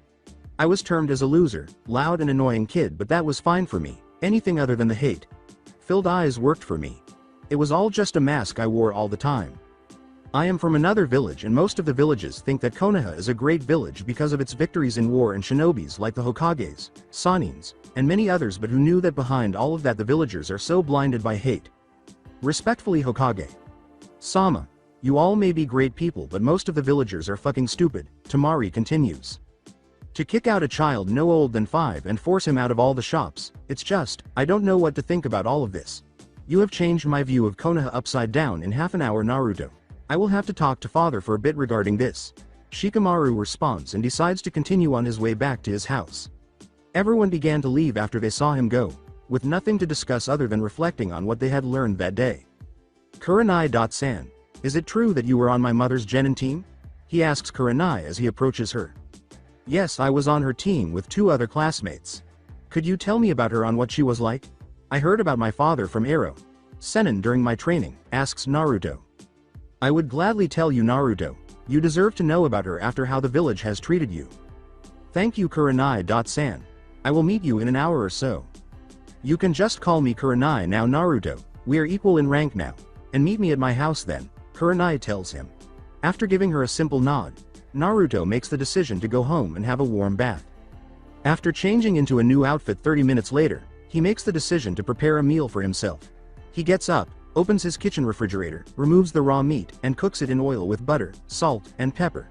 He places it on a plate and pours himself a glass of juice after taking in the aroma. He checks the time while doing the dishes and finds that he has 10 minutes before heading to Kurenai's place. His sword is left dangling on the wall. I don't need to show up at someone's house brandishing my sword like I'm about to fight her. Also, if I walk around with it all the time, people will think I'm strange. If necessary, I could simply call it forth. He leaves his house and begins to walk. He wanders aimlessly for 5 minutes, seeing kids playing in the parks, before turning and heading in Kurenai's direction. The deserts close to Suna, there were 2 figures approaching Suna, both in black cloaks with red clouds on them. The only way to distinguish them was by their height, because their faces were hidden by straw hats covering their heads. While the person next to him was stooped, the one on the left was tall. The taller of the 2 asks, "So, we have to get this guy and then go after the spy you have working for Orochimaru?" "Yes, those are our orders." But we don't even know if that man has turned against us and told Orochimaru everything. That can't be helped. Even I don't know what happens after the jutsu is cast. More importantly, will just the bag be enough? We will be fighting a Jinchuriki here. All my jutsu are works of art. After all, true art is an explosion. At Kurenai's residence, Kurenai heard a knock on her door while she was reading a magazine on her couch. Setting the magazine aside, she stands up and opens the door to find Naruto grinning. As she examines his attire, she feels heat rise up her cheeks. Oh my god, he had to go and put on a Jonin vest over a blue t-shirt. Kurenai thinks, blushing wildly, if his face didn't remind me of my crush since my academy days, then his clothes definitely do. She remembers the fourth Hokage. When Naruto sees her face, he raises an eyebrow and considers whether she has a crush on him, similar to her student, but he quickly dismisses the idea and asks, "Are you okay, Kurenai-san?" He asks, "You look a little red." "I'm all right. Nothing is wrong." In an attempt to conceal her embarrassment, Kurenai quickly says, "Please come in," and moves aside to let him in. As he enters, he notices 3 couches close to the wall, a magazine stand next to it, and a kitchen to the left of the couches. Naruto nods and looks at her, saying, "Please sit, Naruto, I will make some coffee for you." He sits down on the couch and reads a random magazine for a while before turning to see a spoon hit the floor and Kurenai bend slightly, bending her butts towards him. He watches it for a moment before quickly turning away. While her black hair and Uchiha-like red eyes make her attractive, Naruto thinks, "What am I doing? I shouldn't have stared at it. Thank heavens she didn't catch me looking. With that figure of hers, no wonder she is one of the most desirable women in the village," he says, turning to see Kurenai approaching him holding a tray. "What's with the change in clothes, Naruto?" "Not that I don't like it," she asks, setting the tray on the table as she picks up the container and pours coffee into separate glasses for the two of them. "I take it you enjoy seeing me in this?" "Just kidding, Kurenai-san," Naruto says, smiling as he asks her and observes her blush. "Just call me Kurenai, I told you. I would really appreciate it if you called me Kurenai-chan or something, since you are now a Jonin and the son of my sensei. As I mentioned, to at least let people know my rank, Kurenai, I decided to wear this outfit for a day or so after seeing a picture of my father wearing it. Additionally, Ba-chan has made the decision to share my heritage with the entire village tomorrow," Naruto tells her. "It's good that you dyed your hair red to honor your mother, even though you look a lot like your father in it. She was one of the best kunoichi in her generation and a fine member of the village." Naruto chooses to listen to her words without speaking. "She had a friendship with Sasuke's mother, Makoto Uchiha," Kurenai says. "She loved her kids too, especially Itachi, who she thought was cute and tried to get more out of him." The statement, "Wait, what? She was friends with Sasuke's mother and found Itachi cute," bewilders me. Then, I remember that Itachi was only a child at the time. She accompanied her on her genin team, and their bond only deepened with time. Every time he went to see Itachi with Makoto, he felt relieved. Itachi accompanied Makoto whenever she went to see Kushina because his father constantly pressured him to pursue his education. Our mothers were friends too, Sasuke. Naruto believes that Kurenai was Itachi's aunt or something, but hearing her makes it sound like they were close friends and that we were once best friends. Remember how thrilled she was to learn she was expecting you? She was always thrilled about the smallest things. At a team meeting, she told us about it, Kurenai tells him. She was content even before I was born. The mere prospect of having a child made her happy, and 2.san would have been too. Additionally, she never dissuaded anyone from taking action. She was always encouraging and supportive when I told her that I wanted to become a great Genjutsu practitioner. Kurenai claims that although she is generally upbeat, she never abandons someone who threatens something she values. I felt like I didn't belong in this village, but there weren't many significant individuals there. Kurenai smiles and gets up to wash the plates in the kitchen for later.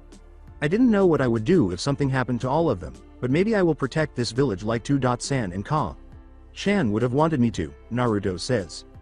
As she returns to sit and converse with her sensei's son this time properly, her leg collides with the back of the table leg, causing her to fall onto Naruto, who catches her but lands on the sofa. With Kurenai on top and his head and back pressed against the couch, he looks into her eyes and says. Following a series of hand seals, his hand becomes encased in a green aura, activating an anti-pregnancy jutsu, and he lies next to Kurenai on the bed for a minute before getting up, putting on his boxers and pants, then his blue t-shirt, sealing his vest, and turning to see Kurenai wearing a black bra and leg-tight skirt because he cut her shirt. Kurenai asks, "You know how to do medical ninjutsu as well?" after noticing his green hand. No, that jutsu was merely anti-pregnancy. Naruto tells her, even though I can't practice medical ninjutsu, I still read about its fundamentals, how to administer first aid, and how to do a few surgeries if needed. He hears her say, I will be going now Kurenai, and makes the decision to leave. Naruto, please spend some time sleeping with me. Later this evening, you can go home, Kurenai begs him. Kurenai pulls the bed cover over them and rests her head on his chest. Well, we have had sex, so I don't see any problem in that, he says, moving to lie down beside her. Naruto smiles at her, puts his left hand on her back, and draws her toward him. He gives her a quick kiss on the lips before closing his eyes, and Kurenai sighs before falling asleep while he is holding her. Hold me for now while we sleep. About 7 o'clock in the evening, 3 hours later. Naruto opens his eyes slowly and yawns, only to realize that he has a weight on his chest. He remembers how he got here and looks sideways to see Kurenai sleeping peacefully, with only a black bra holding her beautiful breasts. He gives her a quick kiss on the forehead before deciding to get up and releasing her grip so he can make coffee. After waking up and rubbing her eyes, she smells coffee and remembers what happened. She yawns and goes to the living room, where she sees Naruto sitting on one of the larger couches. She approaches him and watches a cold coffee that was likely made for her, but she woke up a little late. She takes the magazine out of his hands, sits on his lap, and presses her back against his chest while moving his hands to hold her nude stomach. I don't mind, but why don't you wear a top or something? Seeing that she is only wearing a bra, Naruto asks. Well, I don't mind. Now that you've seen me nude, keep quiet and embrace me. Why are you forcing me to hold you when we are not a boyfriend and girlfriend? Naruto inquires. Kurenai turns to face him, sighing at her ruined mood, saying, I thought about something in my sleep and I have decided on it. Please let me know what you've decided. As she turns around and rests her head on his shoulder, Naruto asks, tightening his grip and drawing her body closer. From now on, you are my brother. I make you one, even though it's obviously not official or anything. After staring at her incredulously for a while, Naruto queries, and why would you do that? Were we not sexually active a few hours ago? Yes, Naruto. Chan, he says, and he gags a little at the name. I want a relationship with you, so why not one of our siblings since we can't be in a romantic relationship? She glares at him as she says, and it's not like we will continue having sex, mister. It was a one-time thing. Naruto tells her, of course ma'am, I didn't even think of having sex again, and when she turns away, he sighs quietly. Excellent. From now on, whenever and wherever you see me, you will call me Kurenai. Chan and give me a public hug and cheek kiss, she tells him. What the devil? Why would I act in such a way, and in public? She says, because I am your big sister and you can show her some love and affection, won't you? As she turns to face him with tears in her eyes. He responds, unable to see her in that state, all right, you win. I'll do it, Kurenai says with a joyful giggle. She just had sex with me and now wants me to be her little brother and shit. She demands that I hug and kiss her. Damn it, women are so troublesome, Naruto muses. You can never tell what is going inside a woman's mind. Naruto sighs and ponders how he ended up in this situation. And lastly, you have to keep your sister happy, which means accepting whatever she says and holding her like this whenever she asks and comforting her. Although she lost both of her parents when I was a child and has been living alone ever since, Naruto reflects, I should have just said no to her when she asked me to have sex. To the outside world she is so serious and cold to men, but who knew she could make demands like this? Perhaps she wants to connect with me because of Chan. I can't refuse these requests, can I? Kurenai quickly turns around and gives him a tight hug as Naruto holds her and hears her sniff a little. Okay, then Kurenai. Chan. I will do as you say to keep you happy, he asks, but she just shakes her head in response. I just accepted it to make you happy, but I think that I might have to take the role seriously, Chan, Naruto thinks, smiling to himself as he gently strokes her back and hair. She is crying. She is very vulnerable on the inside as she wants someone with her generally, and someone could easily take advantage of her if he comes to look at her like this. She holds on to him for a little while, enjoying the feeling of care, and then pulls away from the embrace. Now. Do I nay? Chan, I don't want to see you crying so much. When she hears Naruto ask, her mood immediately improves. Kurenai says, I wanted to tell you something Naruto, keeping her hands over his, and when she hears him hum back, she tells him. Hinata has liked you since she was a young child. Are you aware of this? Kurenai waits for him to speak, but after 10 to 15 seconds of silence, she turns to face him. Naruto tells her, well, I didn't know it always but I noticed it while reading some romance novels and realized that she has feelings for me. That's it, you have nothing else to say to that? Naruto says, raising an eyebrow slightly in perplexity. How exactly should I respond to that? I dislike her, but she likes me. If she has feelings for me, does that mean I have to like her? Naruto asks her, if that's the case, then why didn't Sakura love me when I had a crush on her? She doesn't respond, so she stays silent for a short while. She will be really heartbroken, Naruto. She has seen you as her strength since she was little. What's the reason? What was it I did? Well, she told me that she was getting bullied once and you saved her when you took on 3 boys and got beaten. Any rational person would defend someone who is being harassed. She simply views me as a source of strength and likes to believe that she can be strong if I am close to her. I was just there at the time. Avoid saying it that way. She probably loves you and genuinely likes you. And, it doesn't matter how I feel about this. I understand that you are her sensei, but am I her pet or is it my responsibility to like her and keep her happy? Does choosing who I love not belong to me? As she attempts to make sense of everything, Naruto asks her. So, what are you going to do? I am unable to let her know that you dislike her. Who mentions telling her at all? She wouldn't act strange and bashful around me if she truly loved me. She stalked and followed me like a creep with that Byakugan of hers, but she was never there for me, so maybe I would have liked her in the end. Kurenai is a little upset about that, but he also understands her point of view. He sighs and remarks, if and when she tells me about her feelings, I will tell her all of this that I told you. Otherwise she can watch me as much as she wants and be stuck having a crush on me for the rest of her life. His jokes, rest up for the night, we have had a wild day today, are an attempt to divert her attention. Kurenai asks him, carry me to my room, and she smiles when he sighs a little and picks her up by the knees and waist. He covers her on the bed and decides it's time to go, but she stops him with her hand. He taps her cheeks a little and says, you are forgetting something, Naruto. Chan, before lowering himself to her level and kissing both of her cheeks while observing her contented smile. Oh, and don't mention any of this that happened today to anyone. I have an image to maintain for the villagers, she says sweetly. After nodding, he exits her room and opens her home's door, making a clone as he goes. You understand, henge into a nearby plant or stone, and watch out for anyone disturbing her. If you sense trouble, dispel it right away. After seeing his clone nod in response to the question and henge into a pot, he leaves and disappears in a yellow flash to reach his home. He decides to take a shower while preparing a clone for dinner, and after emerging from the shower wearing a blue bathrobe, he sits on a chair to eat his dinner. He was supposed to return to shinobi duty the day after tomorrow, but he was given permission to rest tomorrow. In Sanagakure, when you looked closely, you could see that Deidara was standing atop a white clay bird that was leaving the village with an unconscious Gaara wrapped around its tail. Deidara thinks to himself, my man Sasori would be tired of waiting for me, HN. In an attempt to stop him from killing Gaara, Kankuro begins to run in his direction. Deidara tells him, mission accomplished, Sasori, as the bird flies down close to him. You are late, I told you not to keep me waiting. Give me a break. This man was quite powerful. Deidara tells him, I suppose they didn't just make him the Kazekage at such a young age. Behind them, there was a loud explosion that made it difficult for shinobi to enter and exit Suna. It looks like they fell for your trap, Sasori, my man. Obviously, it is the purpose of traps to be fallen into. Using a puppet summon, Kankuro frees himself from the stones and notices 2 people's footprints in the sand. As Baki ordered the village to send an emergency mission to the Leaf Village, he said, there were 2 of them here. One attacked the village and took Gaara while the other took care of our village border. Will I be able to defeat even one of them? No, it doesn't matter, I have to try for Gaara. He then ran to catch up to them. Deidara stops and asks Sasori after he abruptly stops while traveling. My man Sasori, what is it?